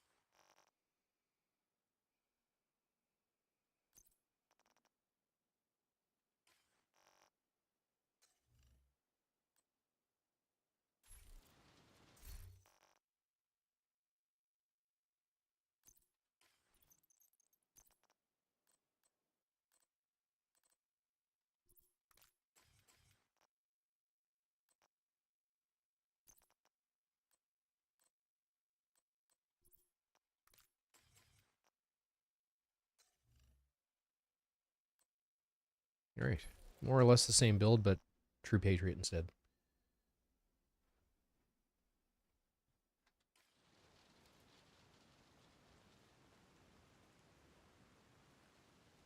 All right. What I'm going to do, I'm going to leave it on challenging for now. We'll see how we make out as a group. We're going to head down to Jefferson Plaza. Black Tusk activity at the metro entrance near the plaza.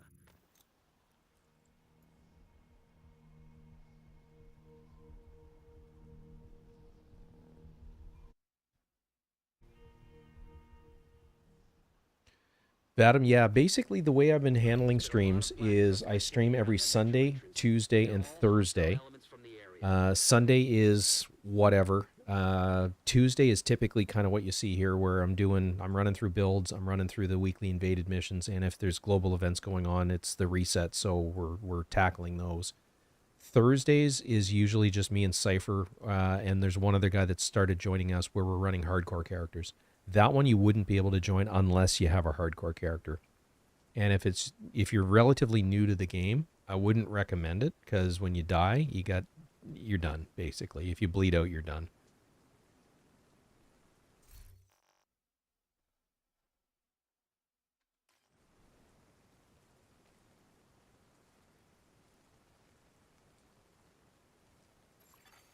Detected.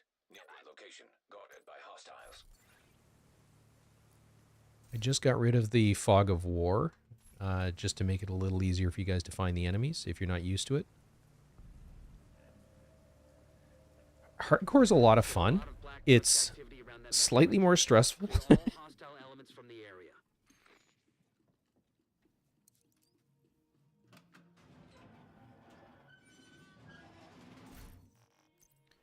And I'm also going to switch to St. Elmo's, which I think is going to put me over cap, but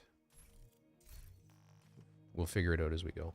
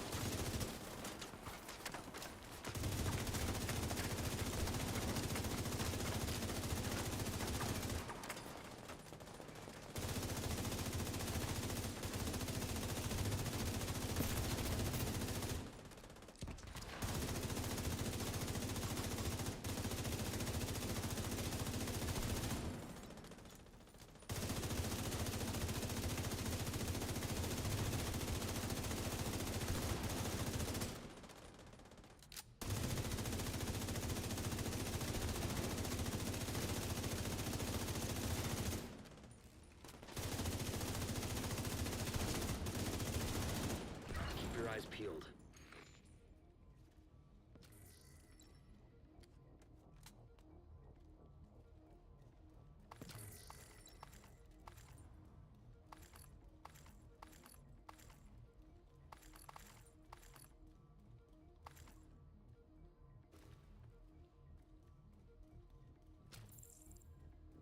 So take note of the ammo currently on the St. Elmo's.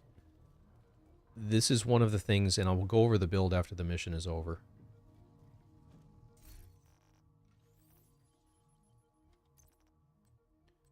I'm going to find an 11.8 real quick.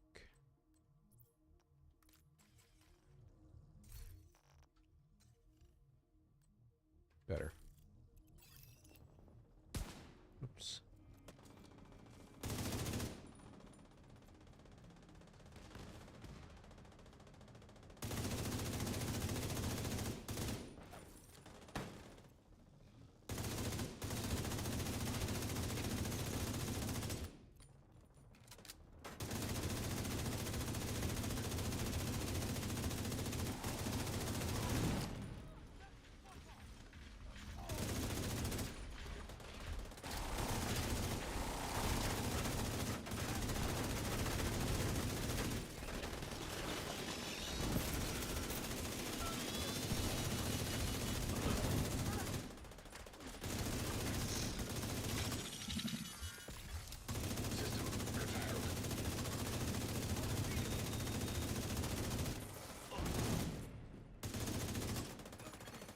System reactivated.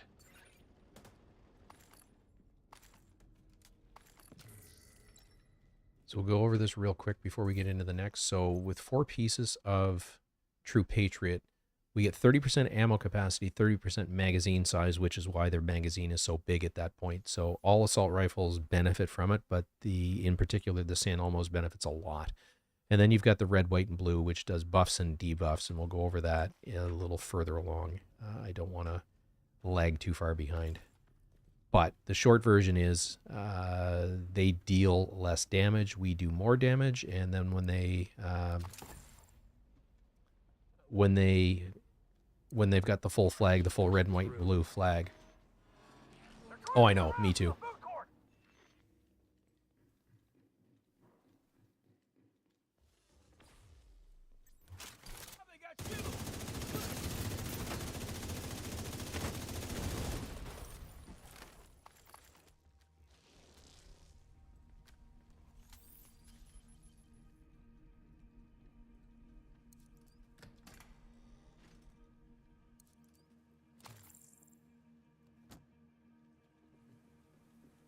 So this is a very effective group tank / team buffing build.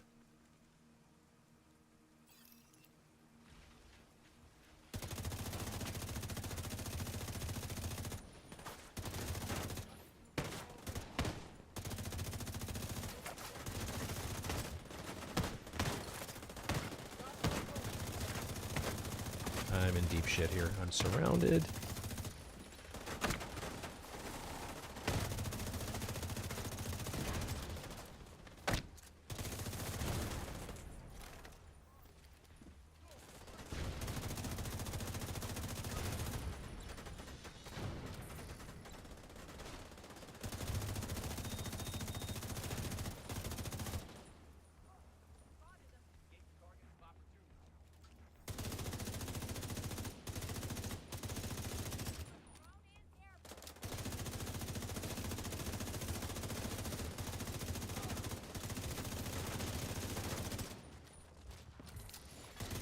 System malfunctioning.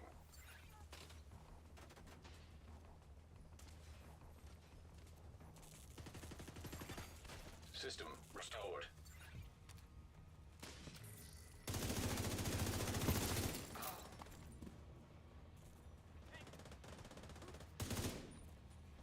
Out of position.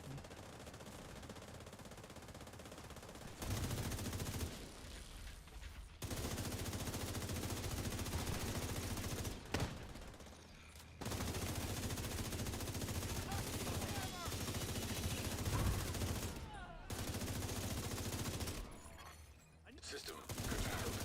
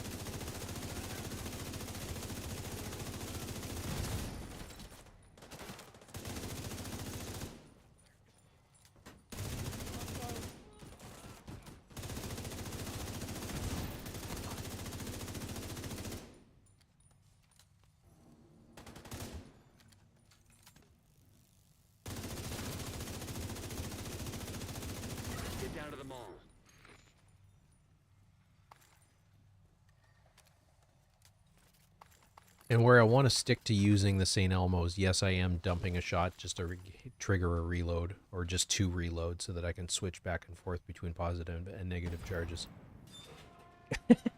You're not wrong, Vadim. It's pretty potent. St. Elmo's, I struggle with how to label it. It's not the most powerful gun in the game by a long shot. It is just so effective. Oh no. The DC-62 we see on the streets has lost some potency over time and exposure to weather. This stuff is fresh. Black Tusk must have found a stockpile of sealed barrels somewhere. Serious trauma detected.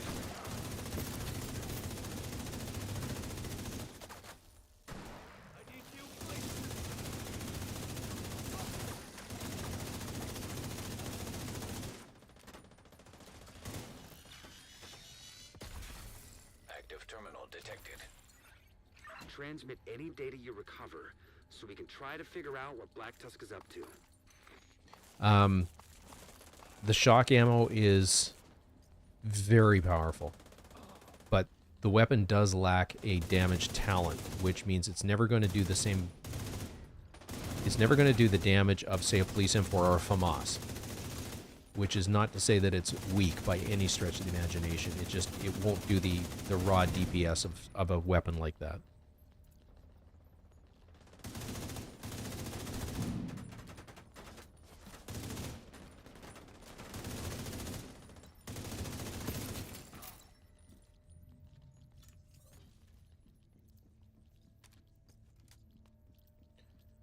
But if you're building into, headshot damage, crit chance, crit damage type builds, because of its mods, and what you can do with it, it's one of my favorite guns in the game. And then again, on a true Patriot build, you get 92 rounds to play with. Keep an eye out for any Black Tusk intel. Data received. Huh.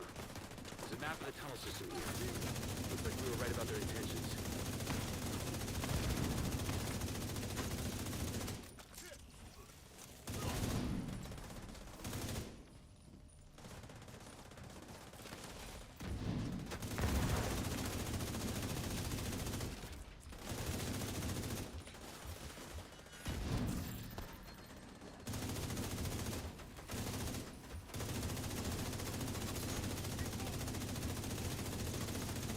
And it's just with the weapon handling that you've got on the build, just because of the gun itself, it's pretty silly.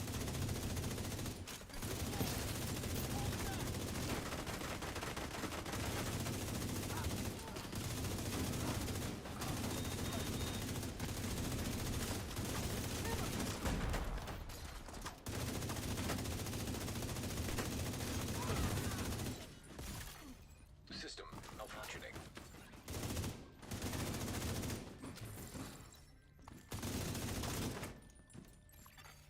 System restored. Request priority transport from the plaza. Should have all the barrels ready soon.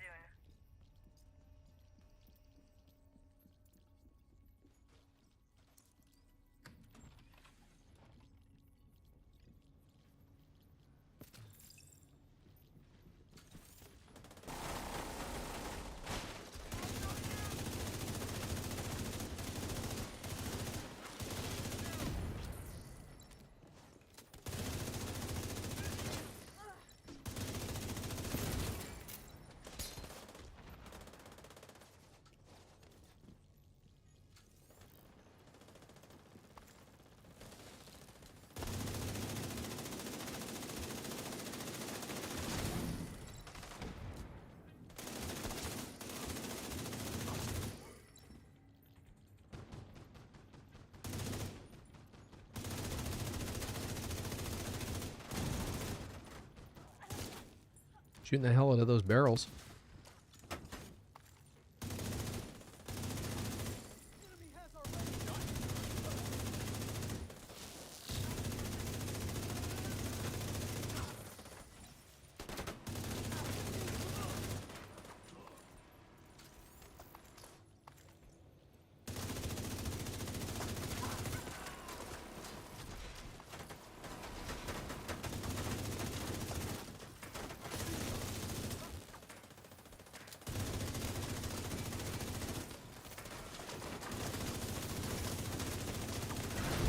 plaza. He's having a very bad day. Come on over here, guys. I don't know if you're listening in on the stream because there is the lag, but there is a Black Tusk box over here.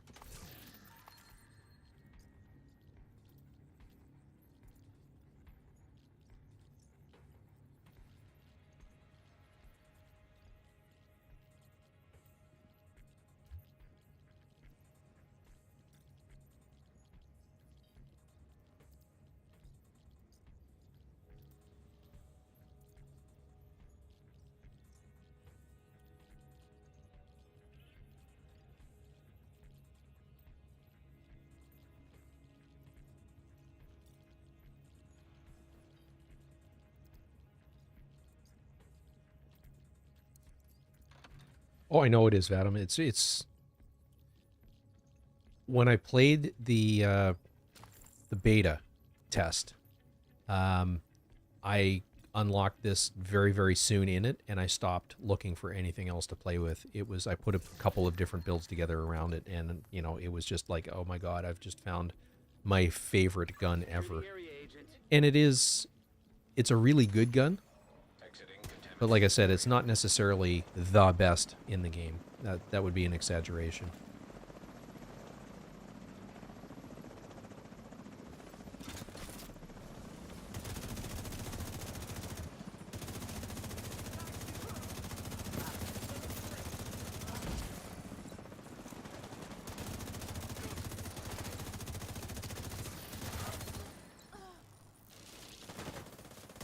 That sniper seems determined to deprive you of viable cover.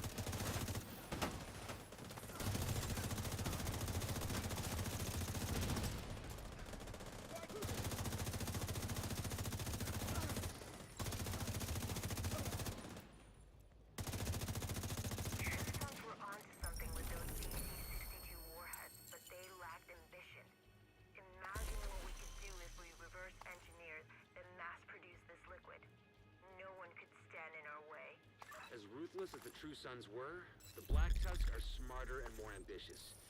Your actions here prevented a major war crime. I'm sure of it.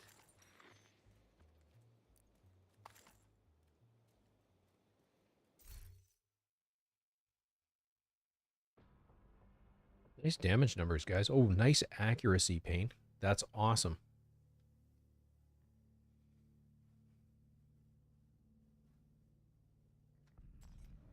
Very cool.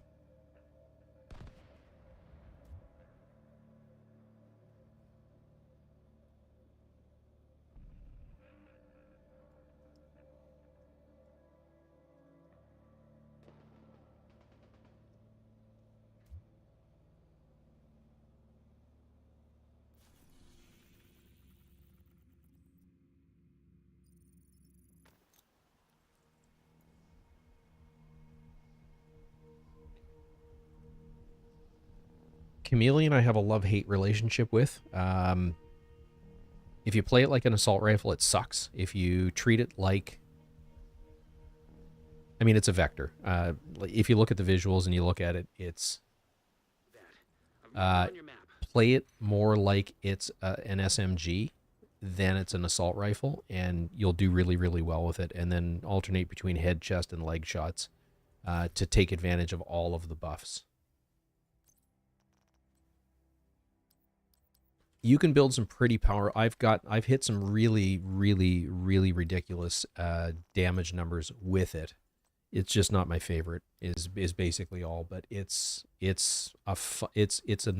good.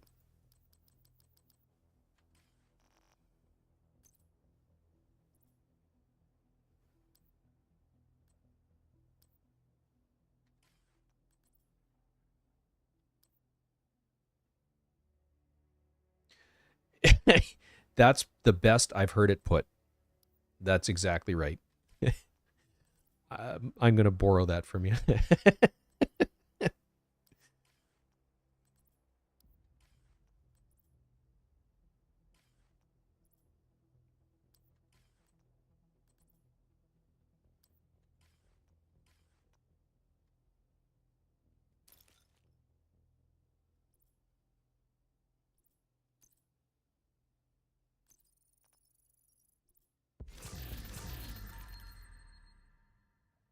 Nice.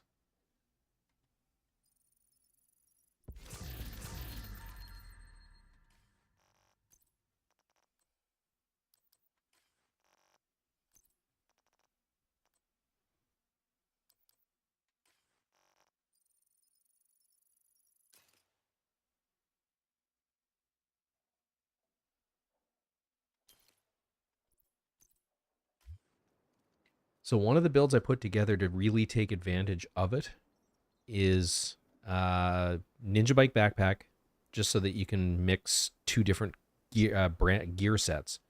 So 2 pieces strikers, which works out to 3 pieces. So you get the assault rifle damage and you get the weapon handling and rate of fire buff, and then 3 pieces of True Patriot. So you've got basically the advantages of this build, but higher rate of fire plus more damage.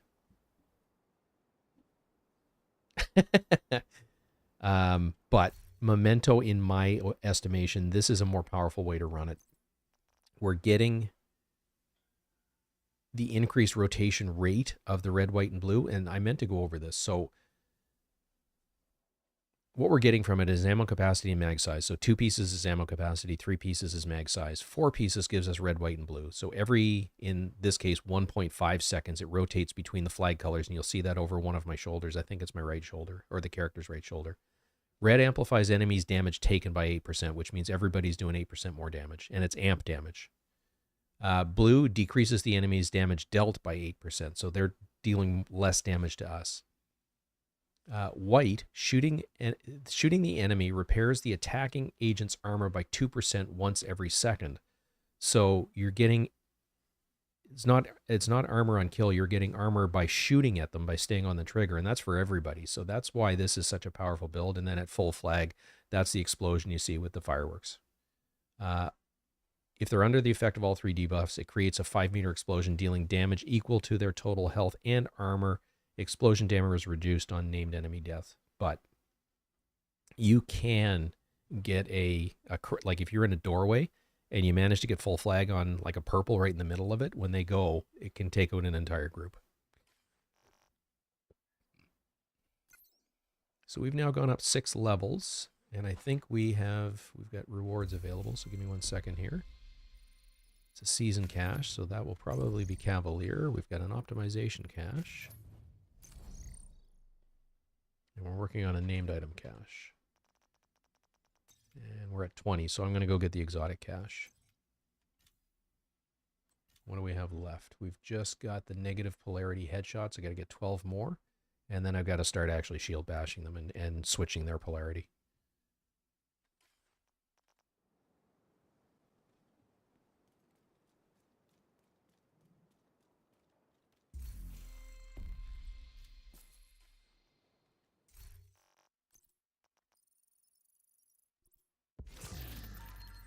Mantis. And what are we going to get? Cavalier, Electrique, and Stuffs. That's actually pretty well rolled, but the one I have... Ooh, this could damage targets out of cover. Hang on for a second. Don't be so quick to judge.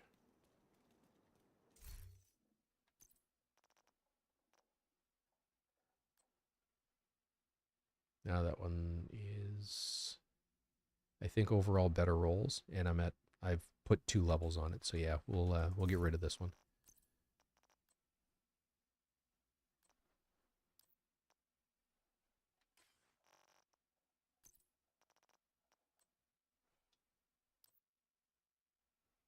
Electric with glass cannon. That's kind of interesting, but no.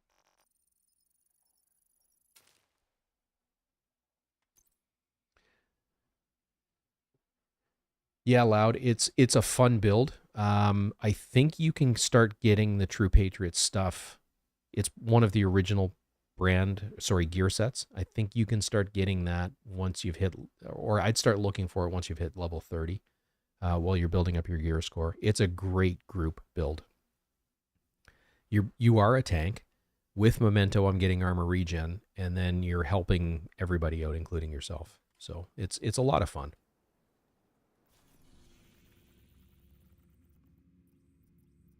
All right, off we go to Space Administration HQ.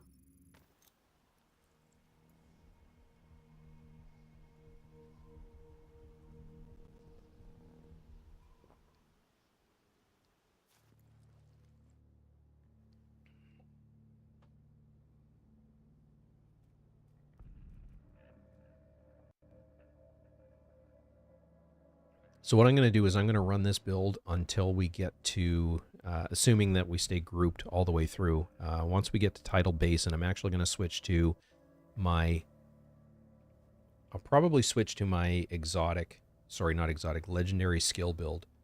But I'm going to put a couple of different pieces on it, mostly for dealing with the final room.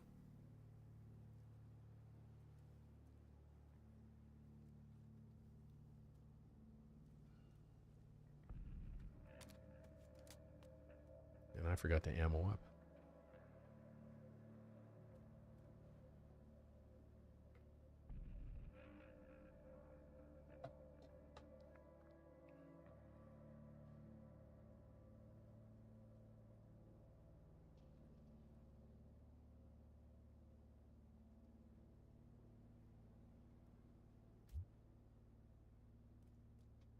Oh, we're all here. All right, awesome. Here we go. Do a sweep of the site, protect the equipment, and eliminate any Black Tusk personnel that you find.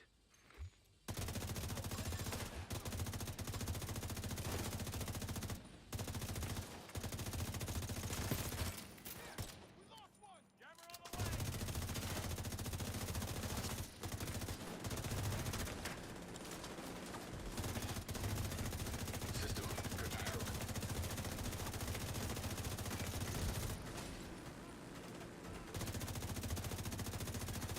System back online.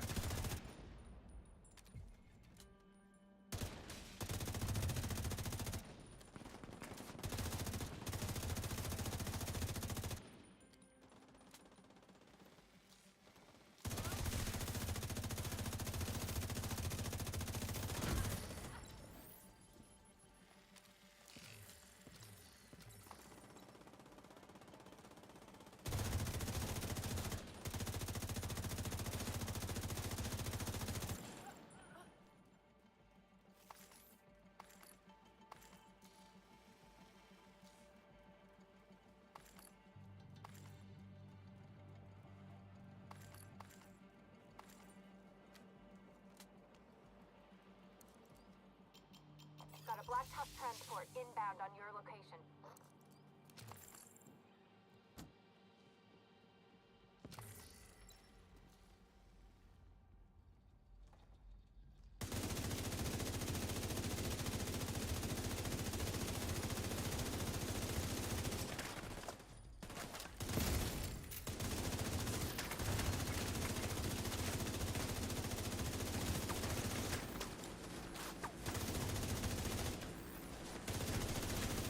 System disrupted.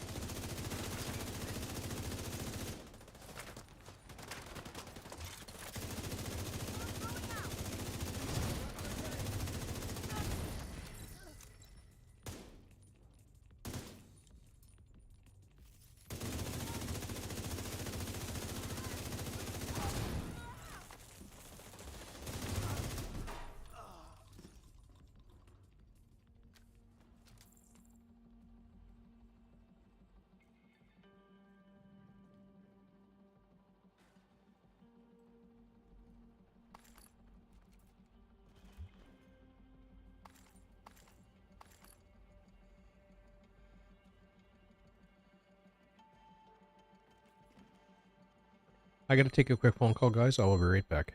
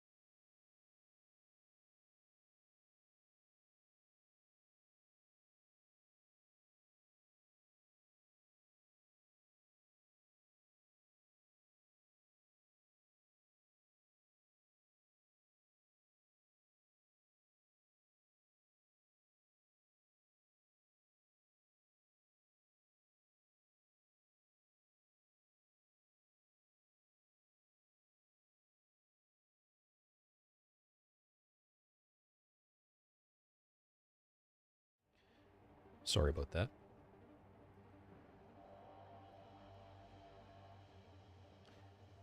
Have you ever noticed that work is a 4-letter word?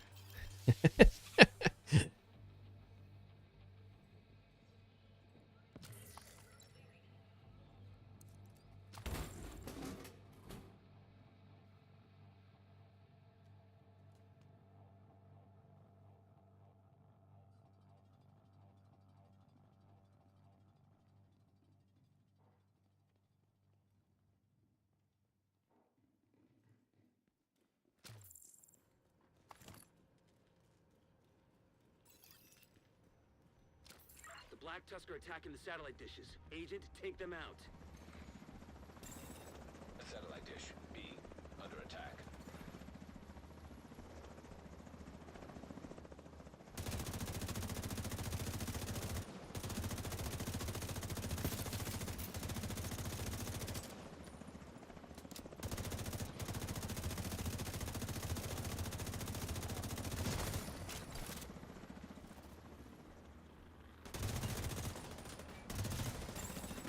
Satellite dish, A, under attack.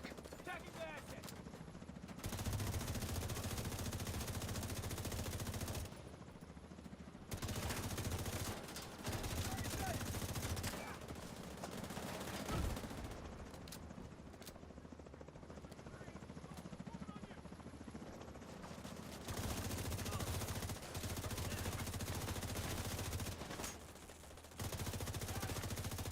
Lost the guy.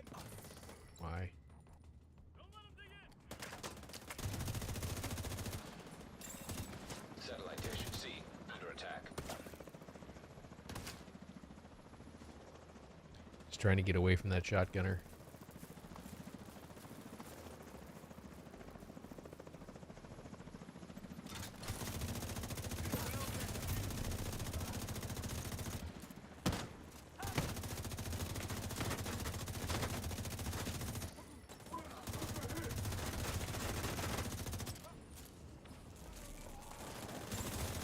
Satellite dish, A, under attack.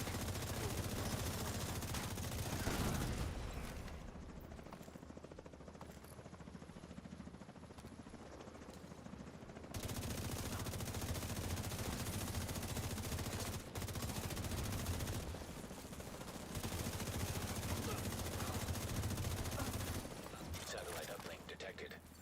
Shit. Black Tusk is trying to interface with Division satellites. They're accessing the network from a terminal in the R&D room downstairs. Get down there and stop them.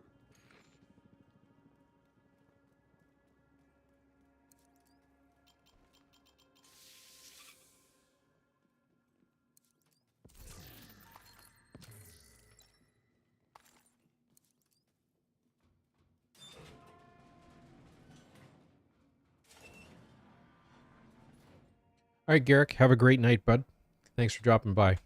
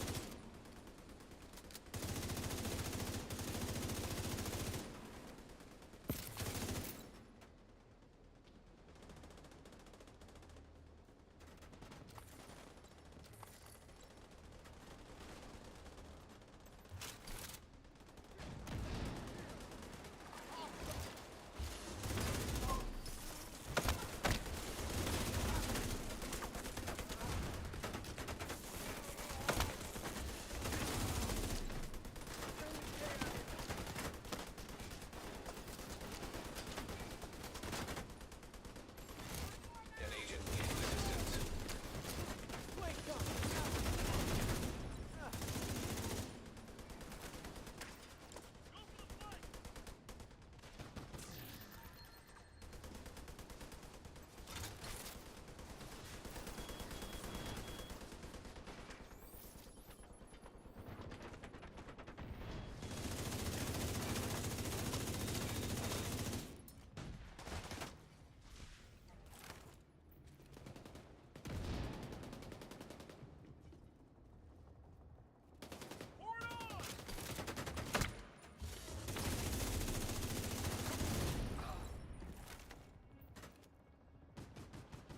There may still be a few hostiles present, so head on through to the R&D room and wrap this one up.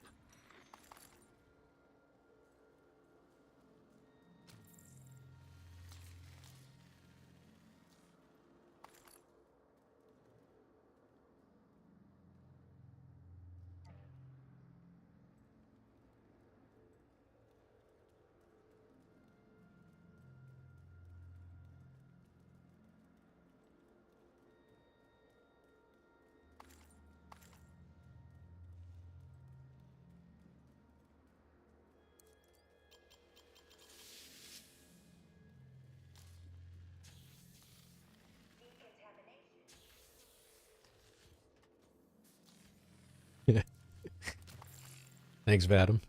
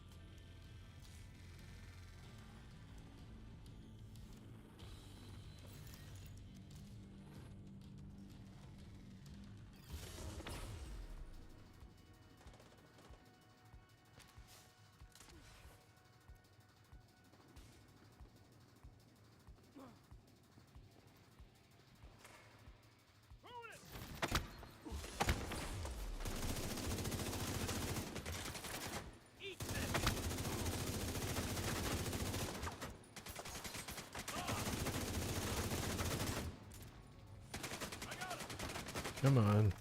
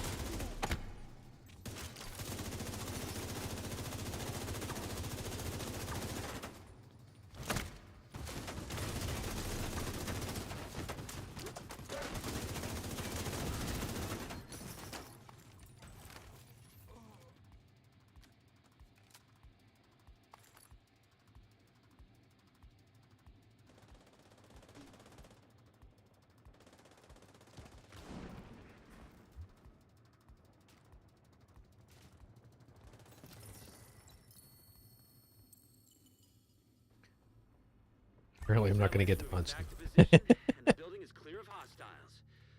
Good work, Agent.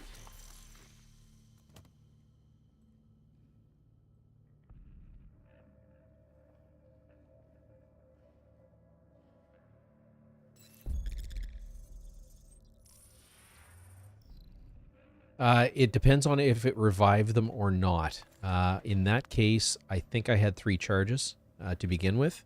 I think the other, I'm not sure who went down, but they got picked up. So it didn't actually use the charges. It will go on. So let's say with mine, I've got 3 charges. I throw it on the ground. It picks somebody up. I pick it back up because it still had charges left. It's still going to go on cooldown. The advantage of having multiple charges is I can pick up 2 people that happen to be down in the same place. That's really the only advantage of it.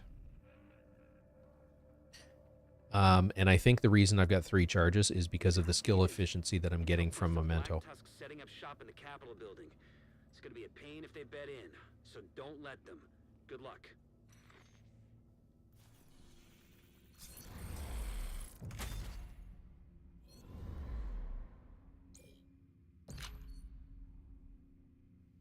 Yeah, I think it still goes on cooldown.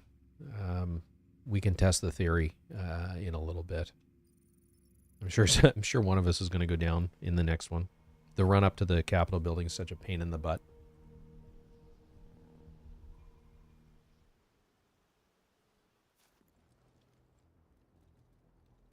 Yeah, it definitely is confusing. But once you've dropped it, or once it, as an example, let's say I've got 3 charges. If I don't drop it and it picks me back up, it's immediately back on cooldown, even though I've got 3 charges. But I think of it more of how many people can you pick up with one placement. Once it's been placed and picked back up, it goes back on cooldown. I forgot to look. I know I looked at this, but I didn't register any of it. So everybody,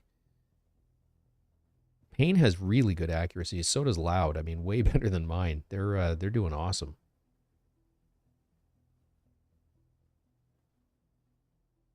That's awesome, guys.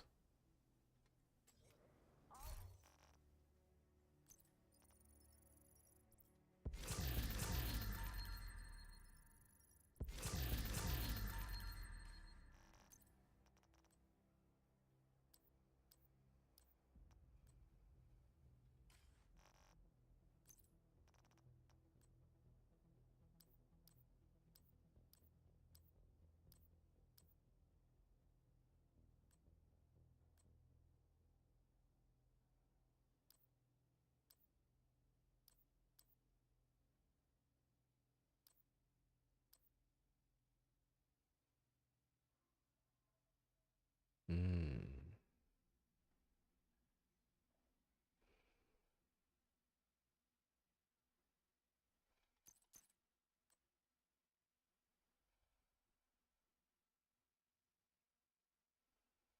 I don't know which of those I want to play with, but one of them.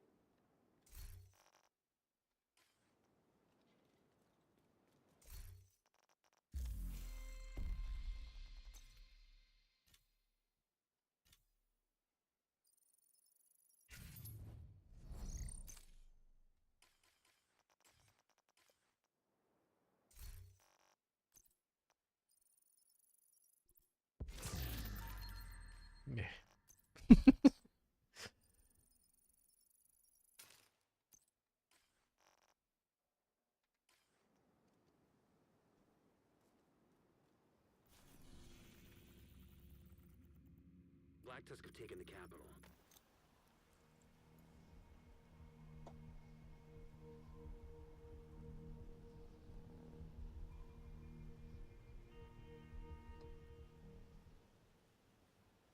The east side of the city. We need to hit them hard before they get a chance to strike. Hostile control point detected.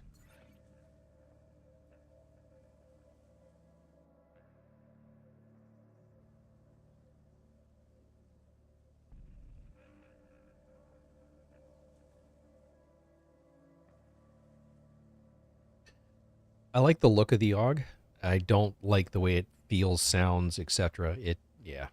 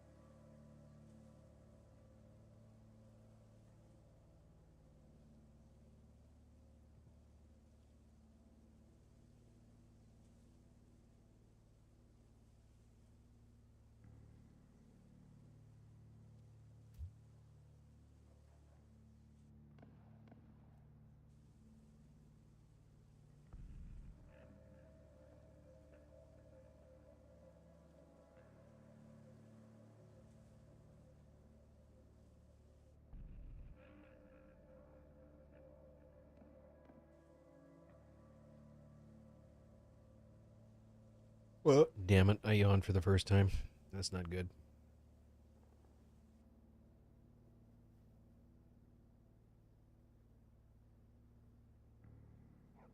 That's correct. Yeah, we do Capitol Building, and that unlocks Tidal Basin, and then Tidal Basin's the last one.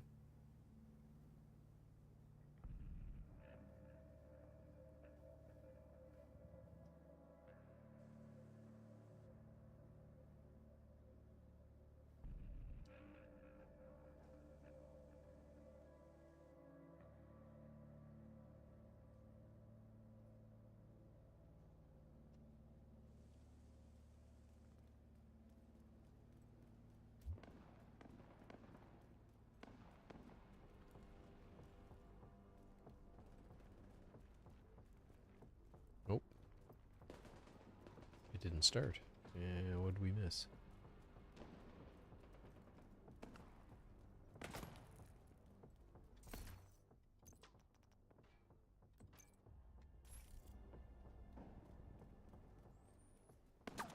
A Black Tusk transport just dropped off an officer in the plaza behind the building. From here, they look like they're in charge of the op. Then that's your objective, Agent. Clear the site, eliminate any hostiles, and most importantly, take down that Black Tusk officer.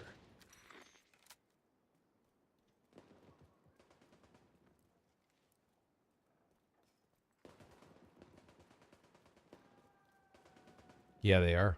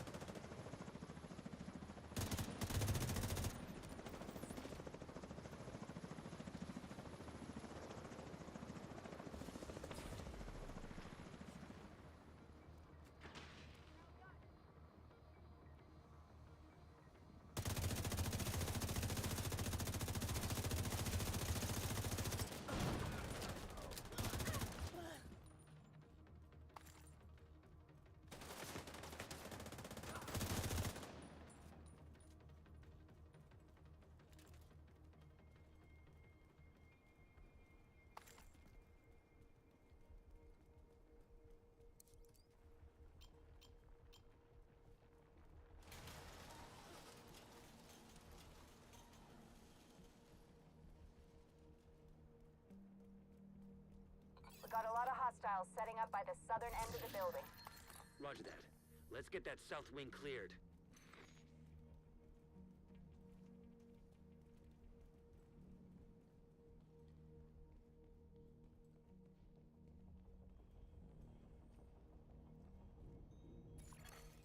System malfunctioning.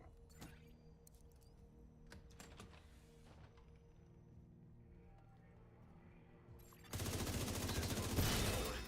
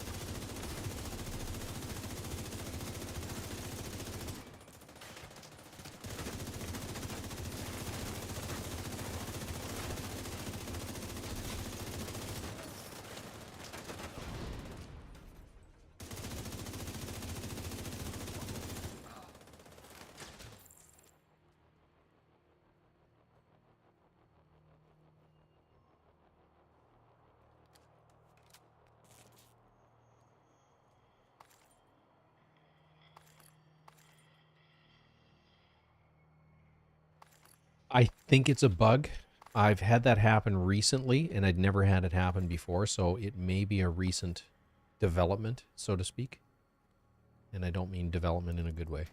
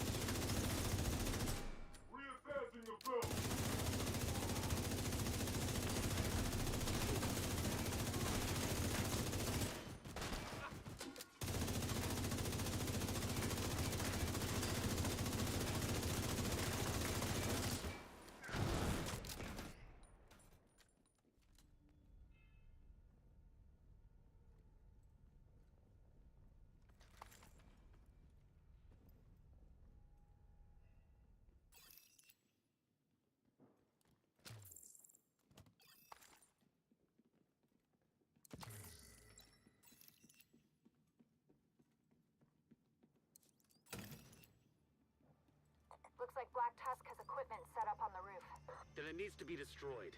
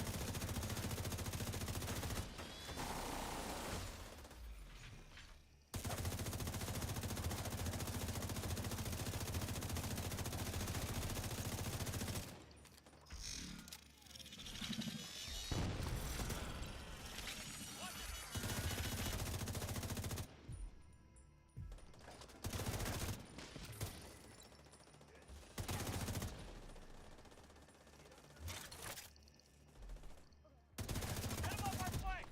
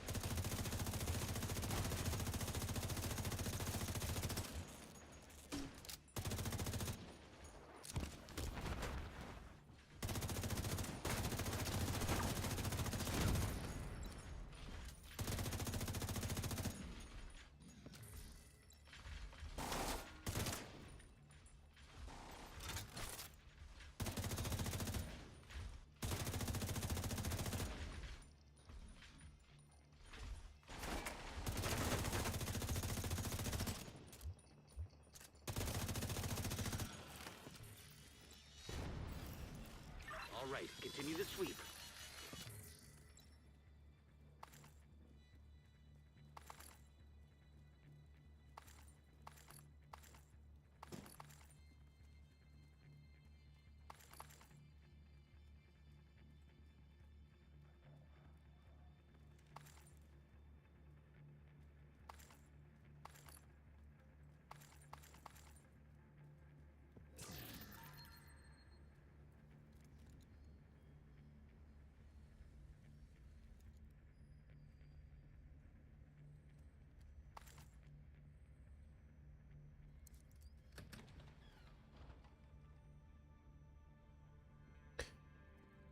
Adam, I don't think it's definitely not a mechanic. It's either a bug or there's something going on with the bonus armor, like you suggested. I'm not certain exactly which explanation is 100% valid, but it's not some mechanic of some sort. And the only way to lock that spawn down better is if someone's in there with Hunter's Fury. Because once you start getting kills in there, especially with this build and then someone else with Hunter's Fury, they just get stun locked.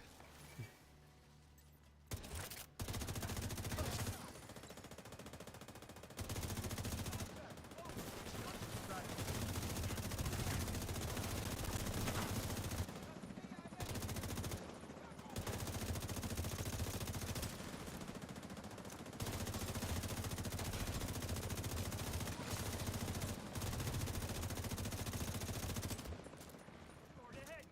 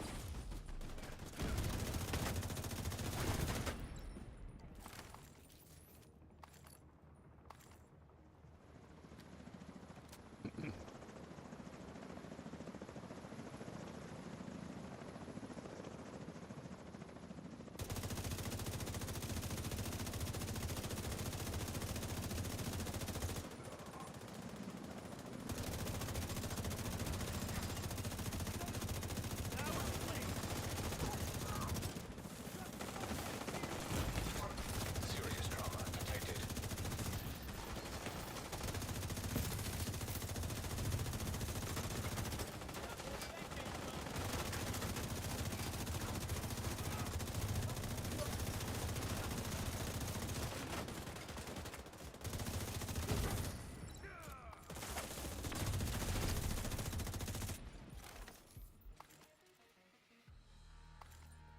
Sweet.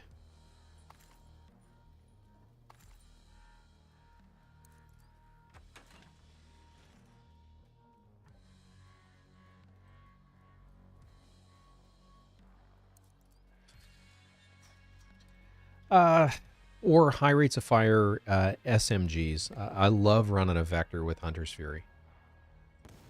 Both of them get buffed by the Hunter's Fury set. So an ACS 12 is amazing. The Scorpio is amazing as well. And then, you know, a Vector or an MPX, SIG MPX, they're all just awesome.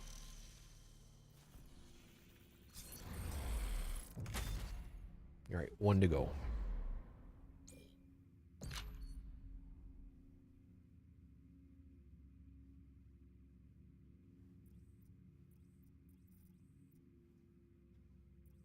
So I'm going to go back to the White House just to get rid of that fragile armor. Nice, Loud. That's awesome.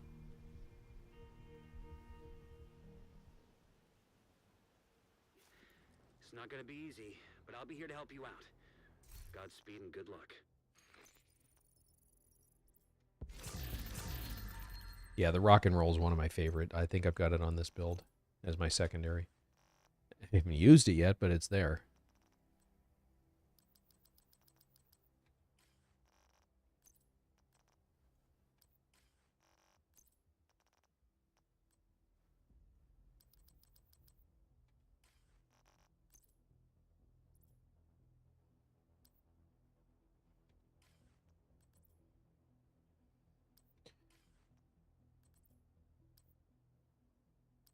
One thing you probably haven't seen me doing a whole lot of in tonight's gameplay is actually keeping stuff, but you'll notice that the things I do keep, I've marked as a favorite.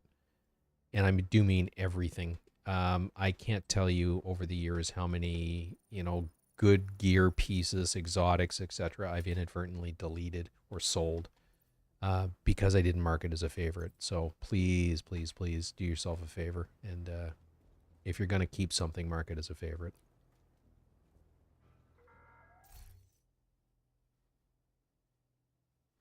Very nice.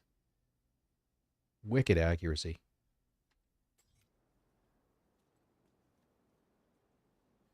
So the two builds I'm going to run this one for the first part. Whoops, wrong button. I'm going to run this build for the first part. And then when we get closer to the end, I'm going to switch to the my legendary skill build. The only thing I'm going to change out is I'm going to keep the turret, but I'm going to put the oxidizer on it just to deal with the missiles themselves. An oxidizer blast will take out both ends of it if you hit it kind of right in the middle. So if you go to the middle position, you can cover both the one that you're at and the one when you come out in the final room. There's two over on the right hand side. There's kind of one in the middle, far right, and there's one on the left. If you go to the middle one, you can basically cover both the one that's on the left and the middle one, and then move toward the one that's up above, or just fire an oxy up at it from your position, and then worry about taking down Wyvern. So it's a very effective strategy for dealing with that particular room.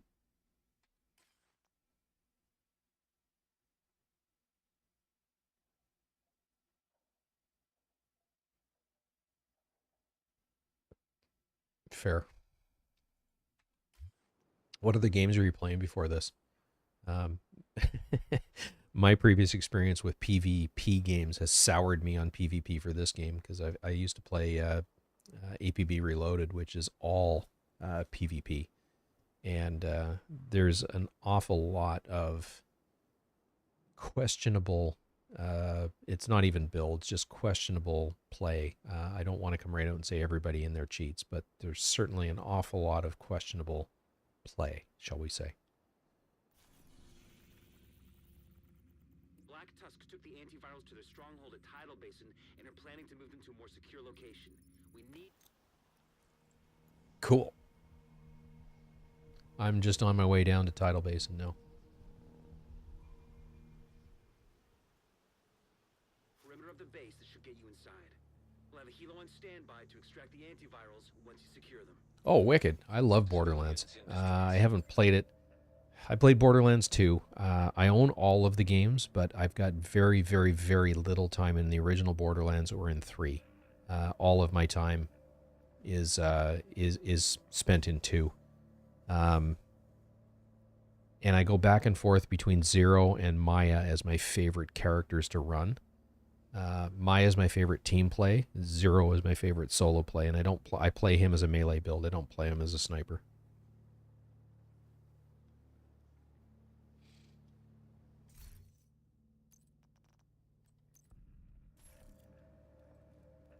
We need to retrieve the antivirals before Black Tusk can move them somewhere safer. Head down into the sinkhole and locate the maintenance pump room. We rigged explosives there that should get you inside the perimeter once you detonate them.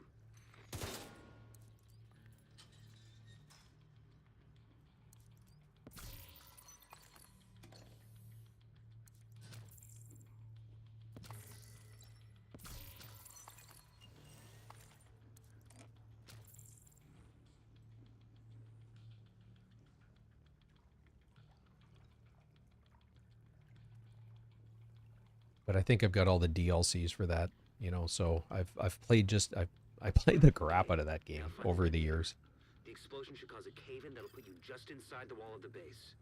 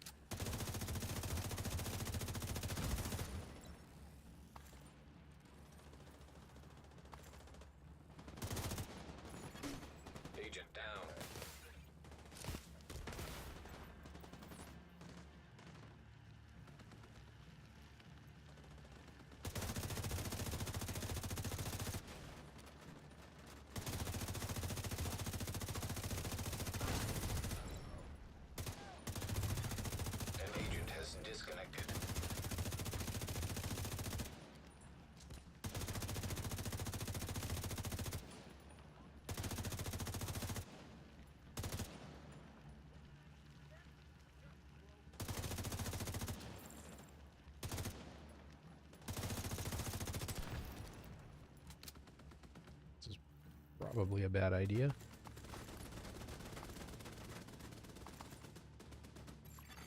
An agent has left your group. I think Payne DC'd.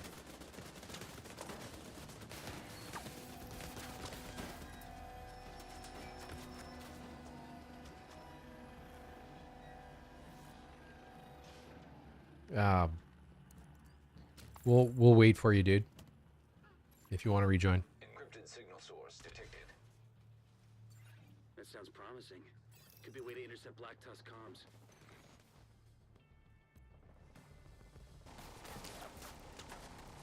Or maybe we won't.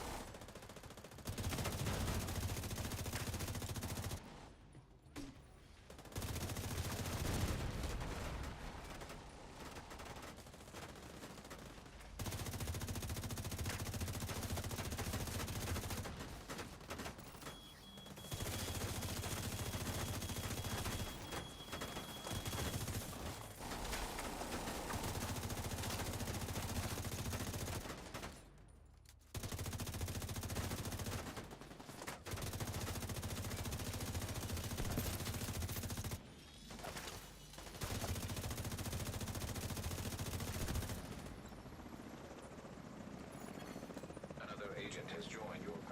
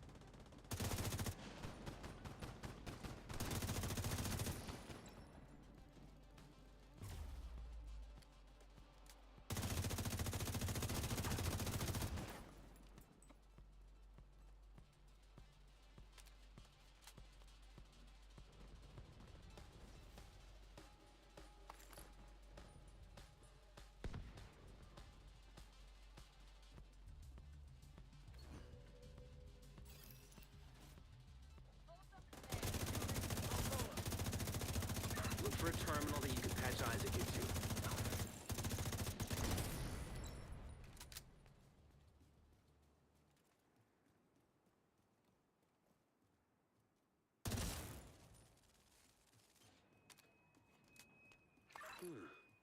Wonder what that unlocks. Keep an eye out.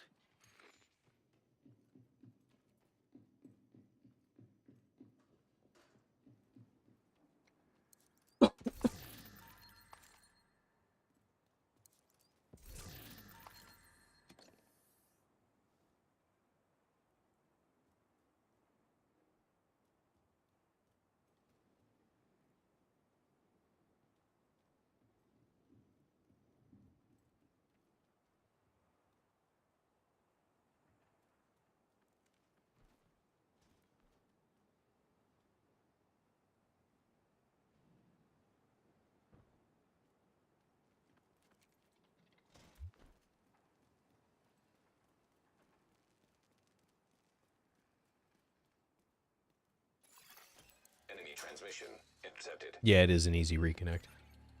This is Wyvern. Prep the helos. We need to get these antivirals out of here. The division is inside the compound. You need to make sure none of those birds get airborne. The containers are ready for pickup. What's the status on those helos? Gonna be a few more minutes. We're working on it. Shit, copy that. Find a way to keep those helicopters grounded.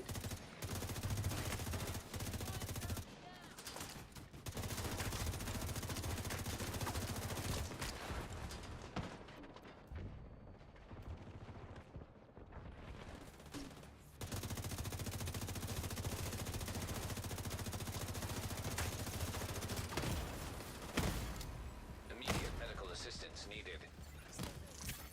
Agent out of action.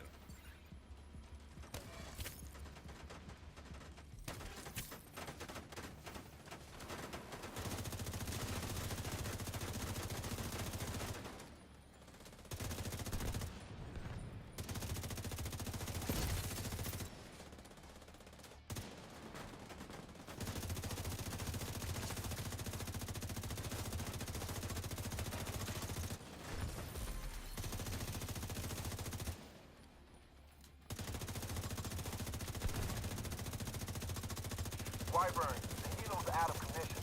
How the fuck did that happen? This situation needs to get locked down. Now. See to it personally. Copy that. Sounds like you're gonna need all the help you can get. The support team is standing by, but you'll need to figure out a way to get them through the main gate. So I picked myself back up with the Hive.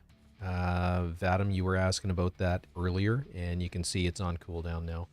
Fortunately, because of all the stuff or the Memento backpack, it's got a skill tier plus the skill efficiency that it provides. It's not a massively lengthy cooldown. It's only 2 minutes.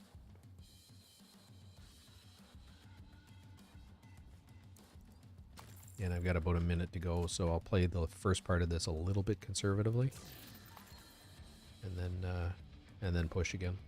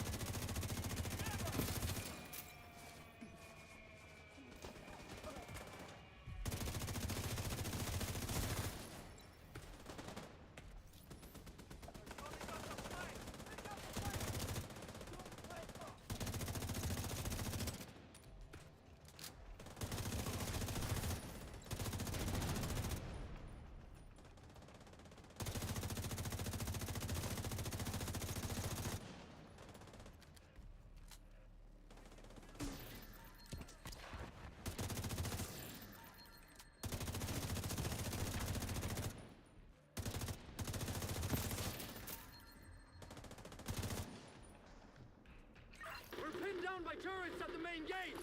Find a way to disable them.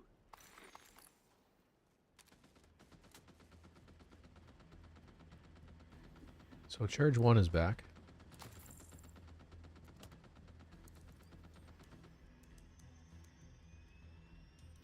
And when I'm playing in a group, I typically play from back here so that I can cover both ends. We've been compromised. Reinforce the main gate sector.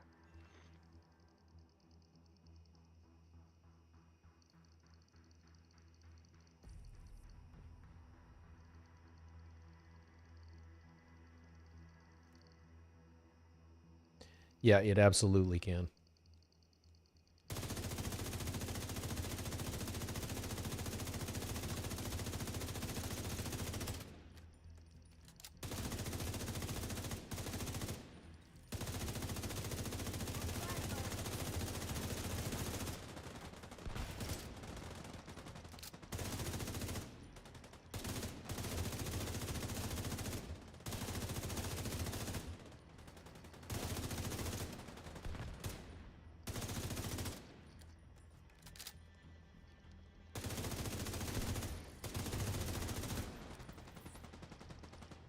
No, I don't want to throw that out.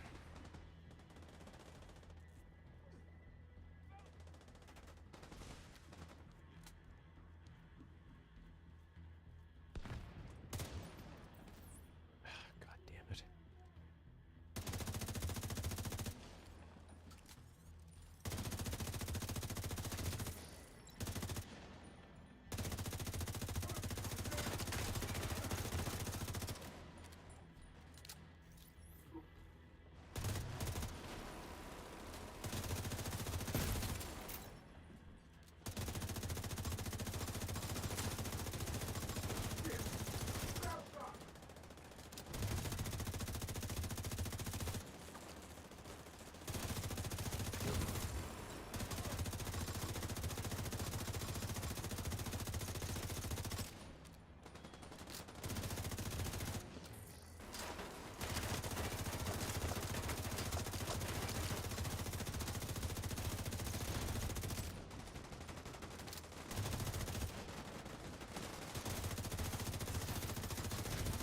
I'm ready to open the gate as soon as the area is secured!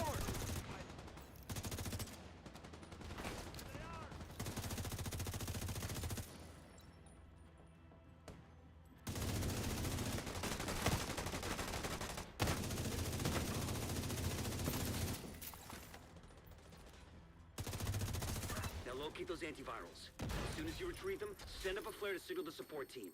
We'll stand by here and cover your ass.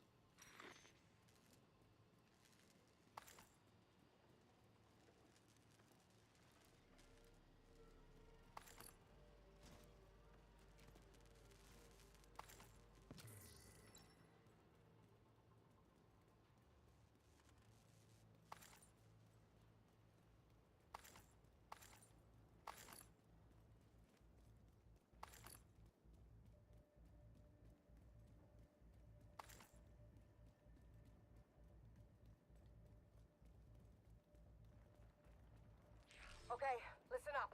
Plan B. We'll transport the antivirals by hovercraft. I want these cylinders on separate vessels.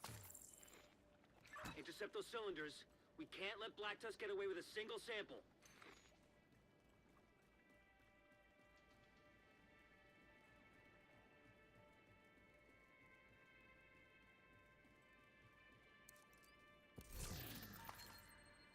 And if you guys come over to the opposite corner, there is another semi-hidden chest.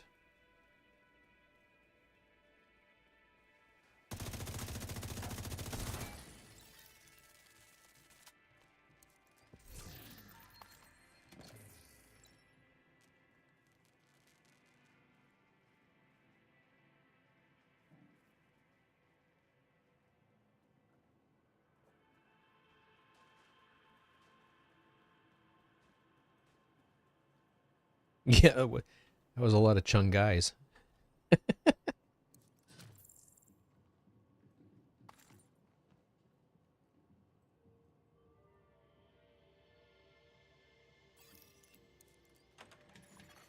Cold storage device detected.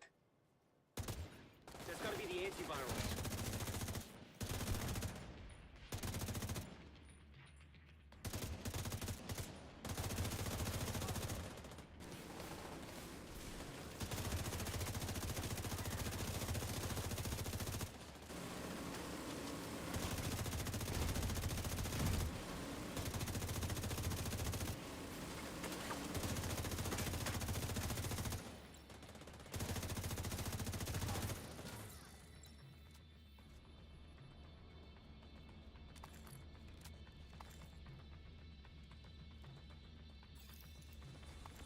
We're bringing a cylinder on board now. Enemy spotted. Keep them away from the antivirus.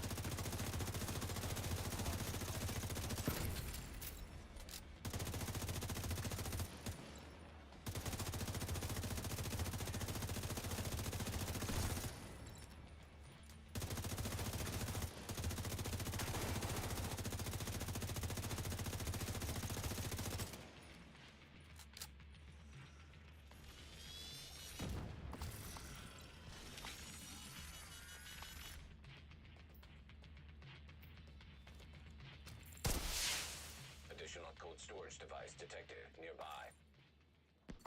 Get that second antiviral cylinder. The support team will secure the first cylinder in the meantime.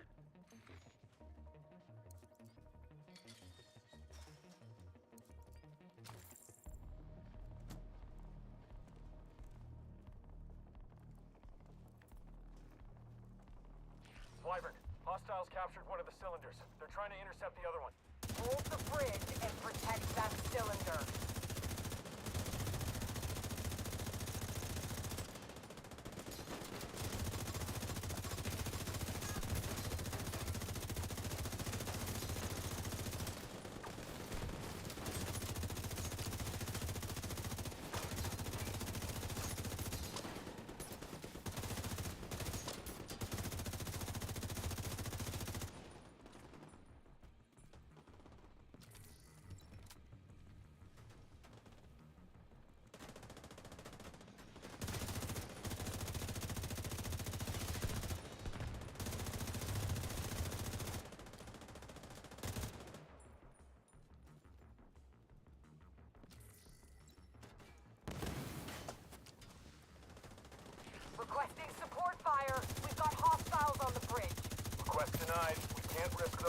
antivirals. Copy that.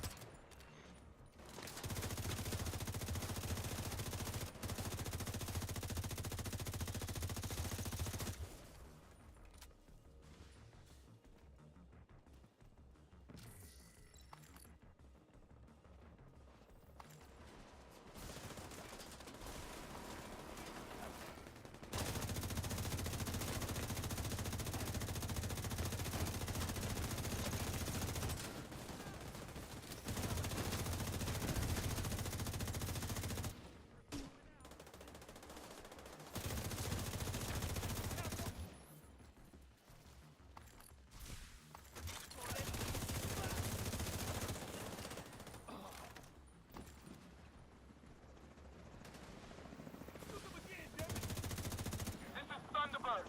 I'm making an attack run on that hovercraft. Negative, Thunderbird. They'll tear you to pieces.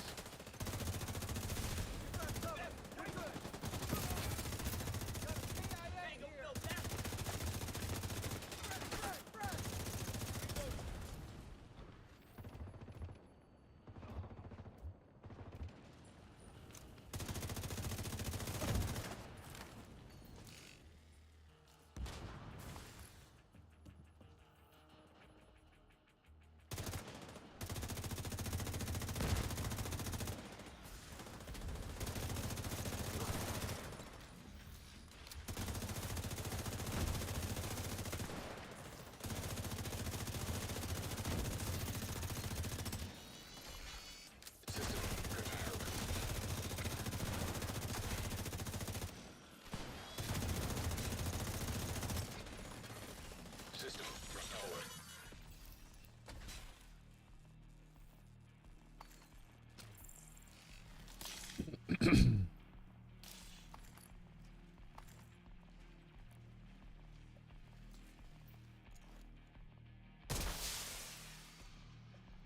Sample secured. Preparing to exfil. Copy that. Good work. Canister detected nearby. Yes, exactly. Yeah. I'm hit. Losing control.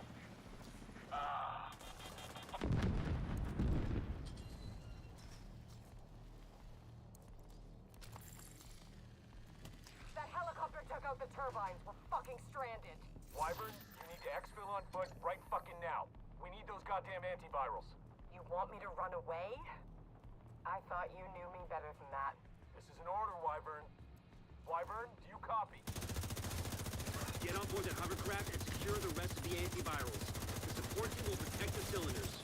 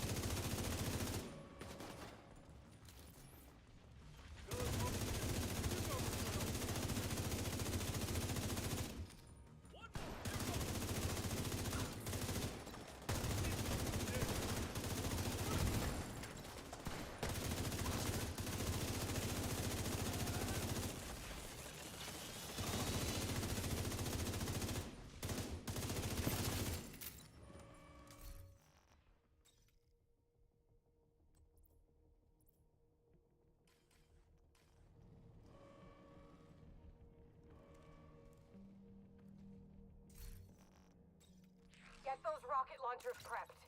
Talk to me, Wyvern. What are you doing? I'm gonna blow up the motherfucking White House.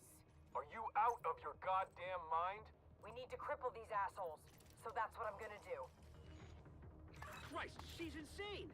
Agent, do whatever you can to prevent the launch of those rockets.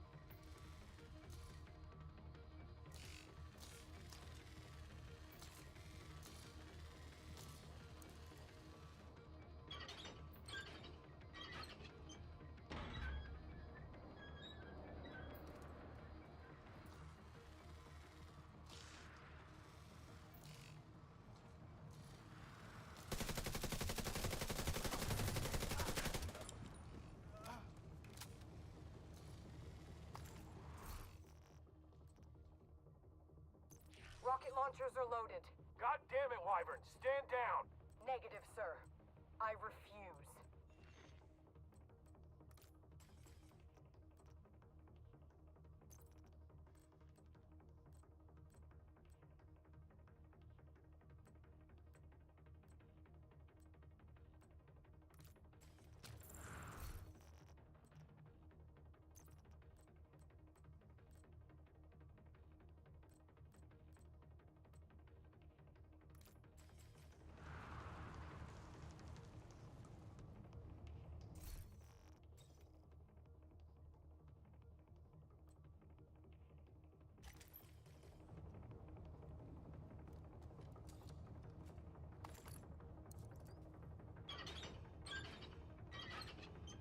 Here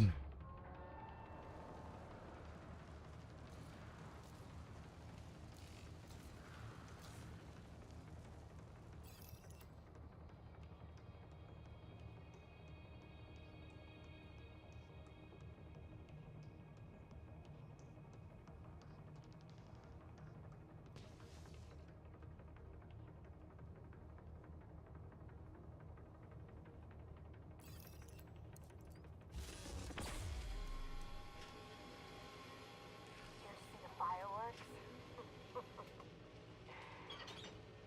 You won't be disappointed.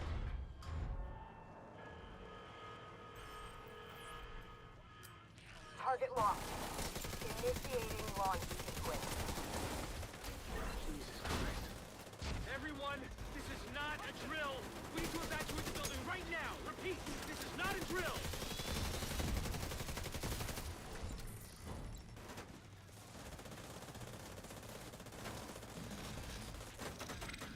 Firing airburst!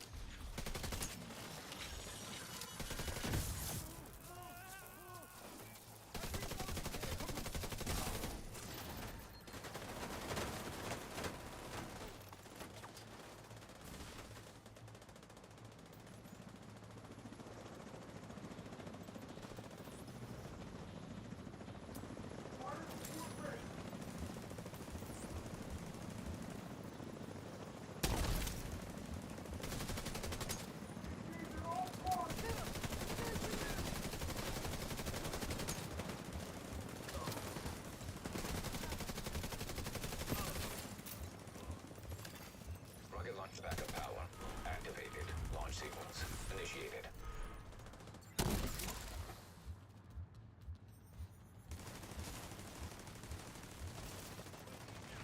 I'm gonna remember killing you. It's been a while since I could say that about anyone.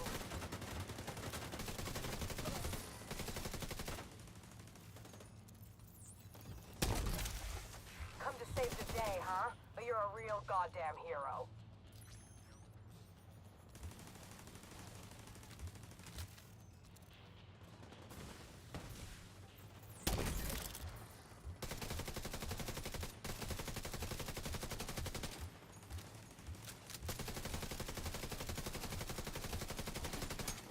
Rocket launch backup power activated. Launch sequence initiated.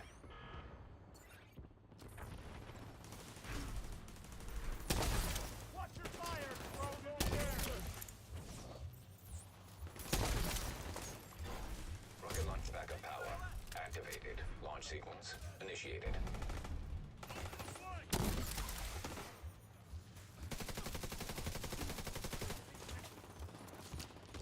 Wyvern, what's your status? Wyvern, come in. Wyvern! Fuck!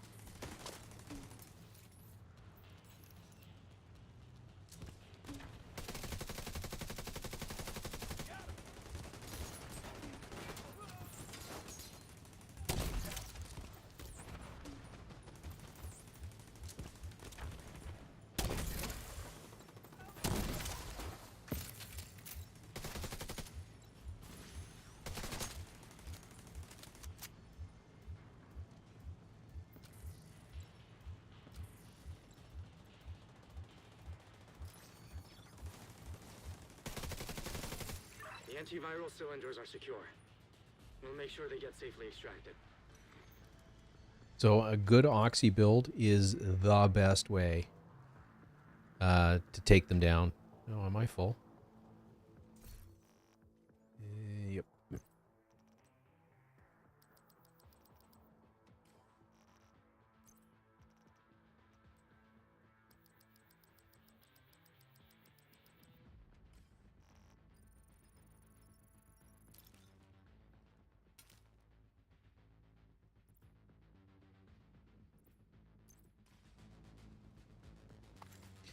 It's not the only way to do it, but if you're in here with a team and you've got one person with this type of a build on, the others can concentrate on just clearing ads and taking out Wyvern.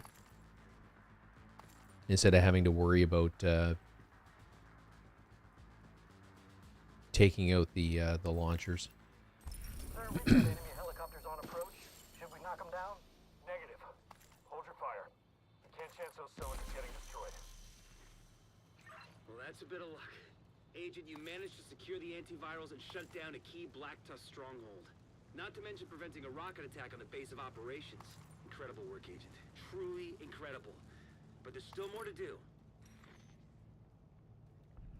I think that's everything.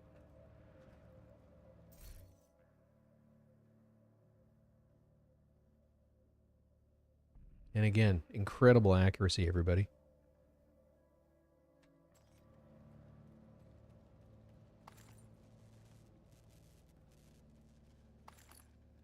Oh, is that what I got to? Woo! Awesome.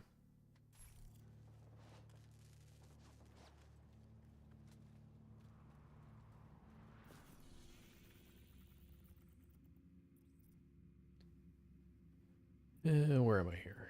We're going here. Yeah, it is. You know what's interesting? The first 1,000 seemed to take forever. And then after that, it was, I blinked and I was at 2,000, and I blinked again and here I am. Well, you can see so far tonight just messing about doing these. We've gone up I've gone up 11 levels. I don't know about everybody else that's in the group, but the guys that were lower shade levels probably went up a metric ton of levels, just because of the way the scaling works.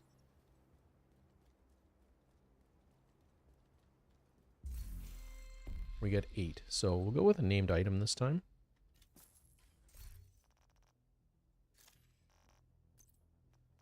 And we'll see what we get. Get the dare. It's okay.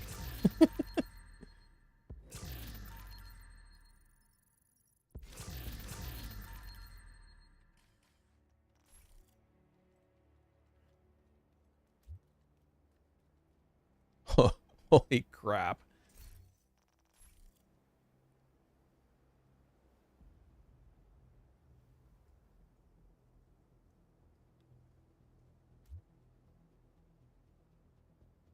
That's awesome.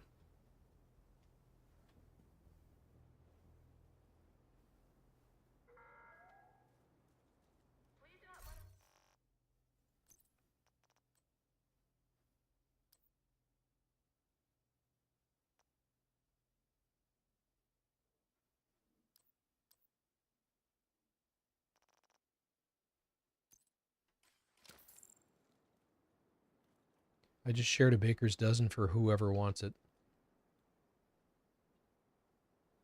It's not quite perfectly rolled, but it's really close.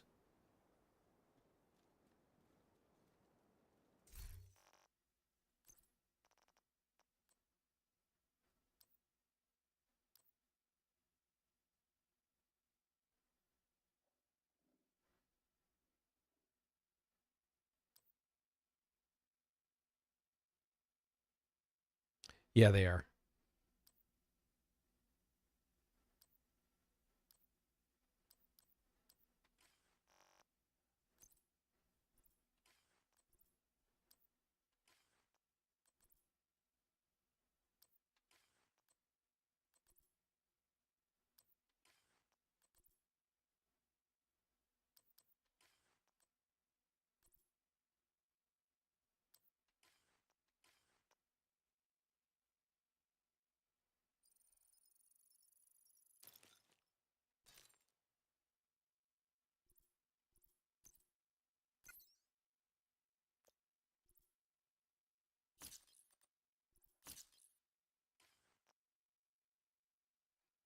Time of night is it? Yeah.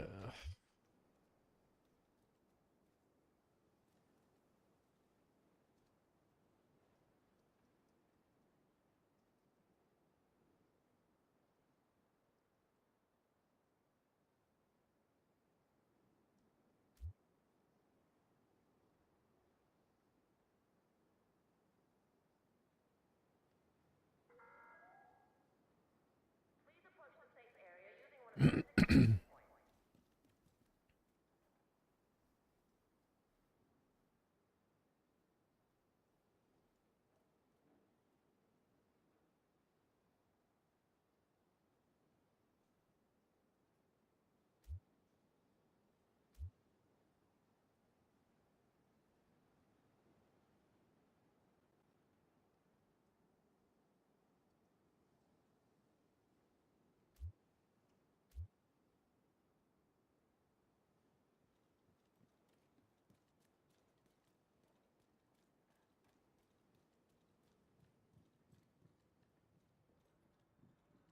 got it. It's that simple.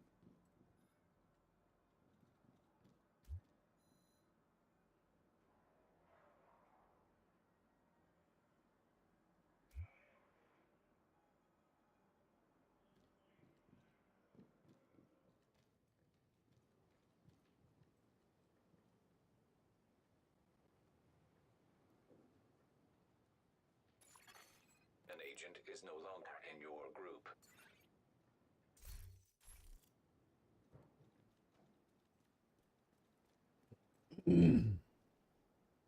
Well, um, Loud, I'm going to leave group because I'm going to swap characters really, really quickly just to,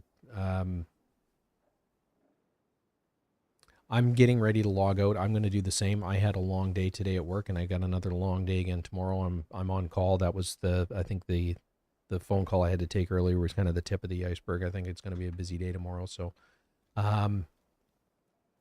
I don't think there's any other build stuff that I wanted to show or showcase.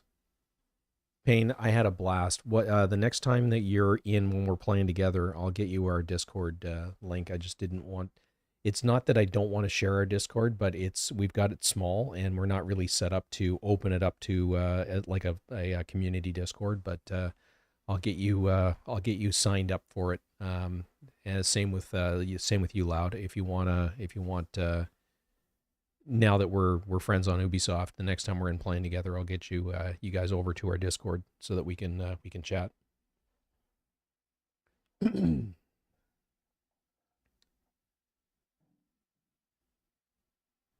Yeah, like I said, I don't think there was a whole lot else I wanted to showcase. Who joined?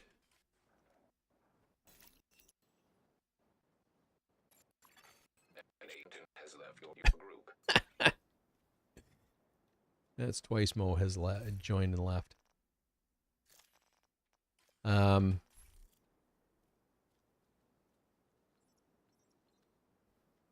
Cool. Yeah. So all I've got left to do for the daily is, or the day's polarity is slap 30 people more people around. But yeah, I don't think there was anything else that I wanted to go over. It's these global events are great for those global event stars. I can't suggest strongly enough that you consider doing it. Sorry about that. And the way to access it, if you're on PC, it's escape, go to seasons, go to the global event. Once you're here, you can activate and deactivate the global event. There's, just the event track itself is worthwhile, and then all the stars allow you to use the seasons vendor for caches. And it is really, truly the way to go. I was watching, I don't think it was Rogue Gold. It was Tuxedo Bandito.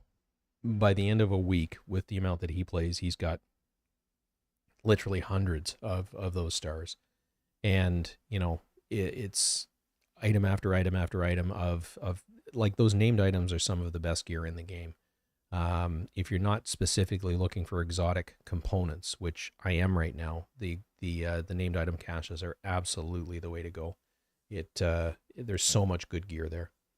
But yeah, I'm going to sign off. We'll be back on Thursday night. It will be, again, Hardcore Thursday. So if you're interested in seeing what the hardcore character is all about, come on over and watch the stream, or even join in if you want to play a character. We're not that far into it. We're at level 10. Couple things to bear in mind with the hardcore. It's just a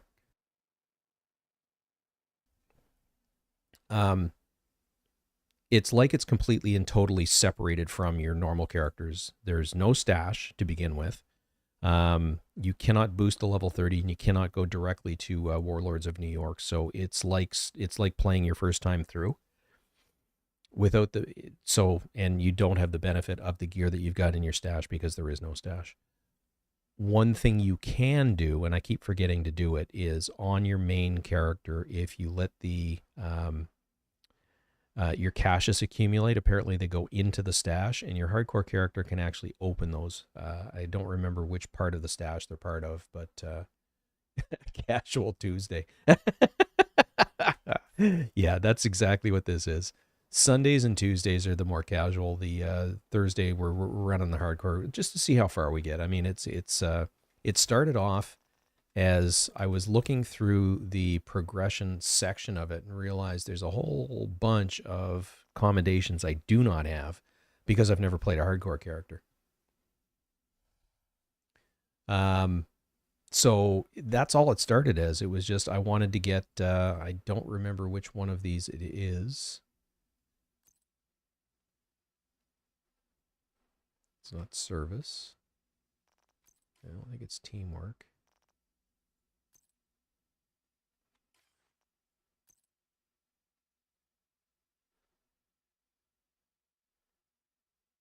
Hardcore gear distinction. That was the one that caught my eye. Reach gear score 500 with a hardcore agent. So that's kind of what I'm after, but I don't know if I'm going to survive long enough to do it. It's, I'm playing far more cautiously with that character. So anyway, enough of me babbling. I'm going to sign off and toddle off to bed. And I will catch you guys on Thursday night. And if I don't catch you then, I'll see you on Sunday. So Agent Meat signing off. Thank you very much for watching tonight. I always have a blast hanging out with you guys. Oh, awesome. I'm jealous. I'm not retired yet. I'm getting close. The gray hair is definitely showing up, but I'm by choice because I enjoy what I do currently. I'm going right to 65, so I've got a little over 7 years left to go. But my kids are grown. They're out of the house. And like I said, I will catch you all on the next stream. What I was starting to say is I thoroughly enjoy hanging out like this in this with the feedback that I get off the chat. It's like hanging out with a group of friends. So I very much appreciate everybody for dropping in and certainly for commenting in the chat. It makes it very worthwhile. Anyway, signing off. Have a great night, and I will catch you all later.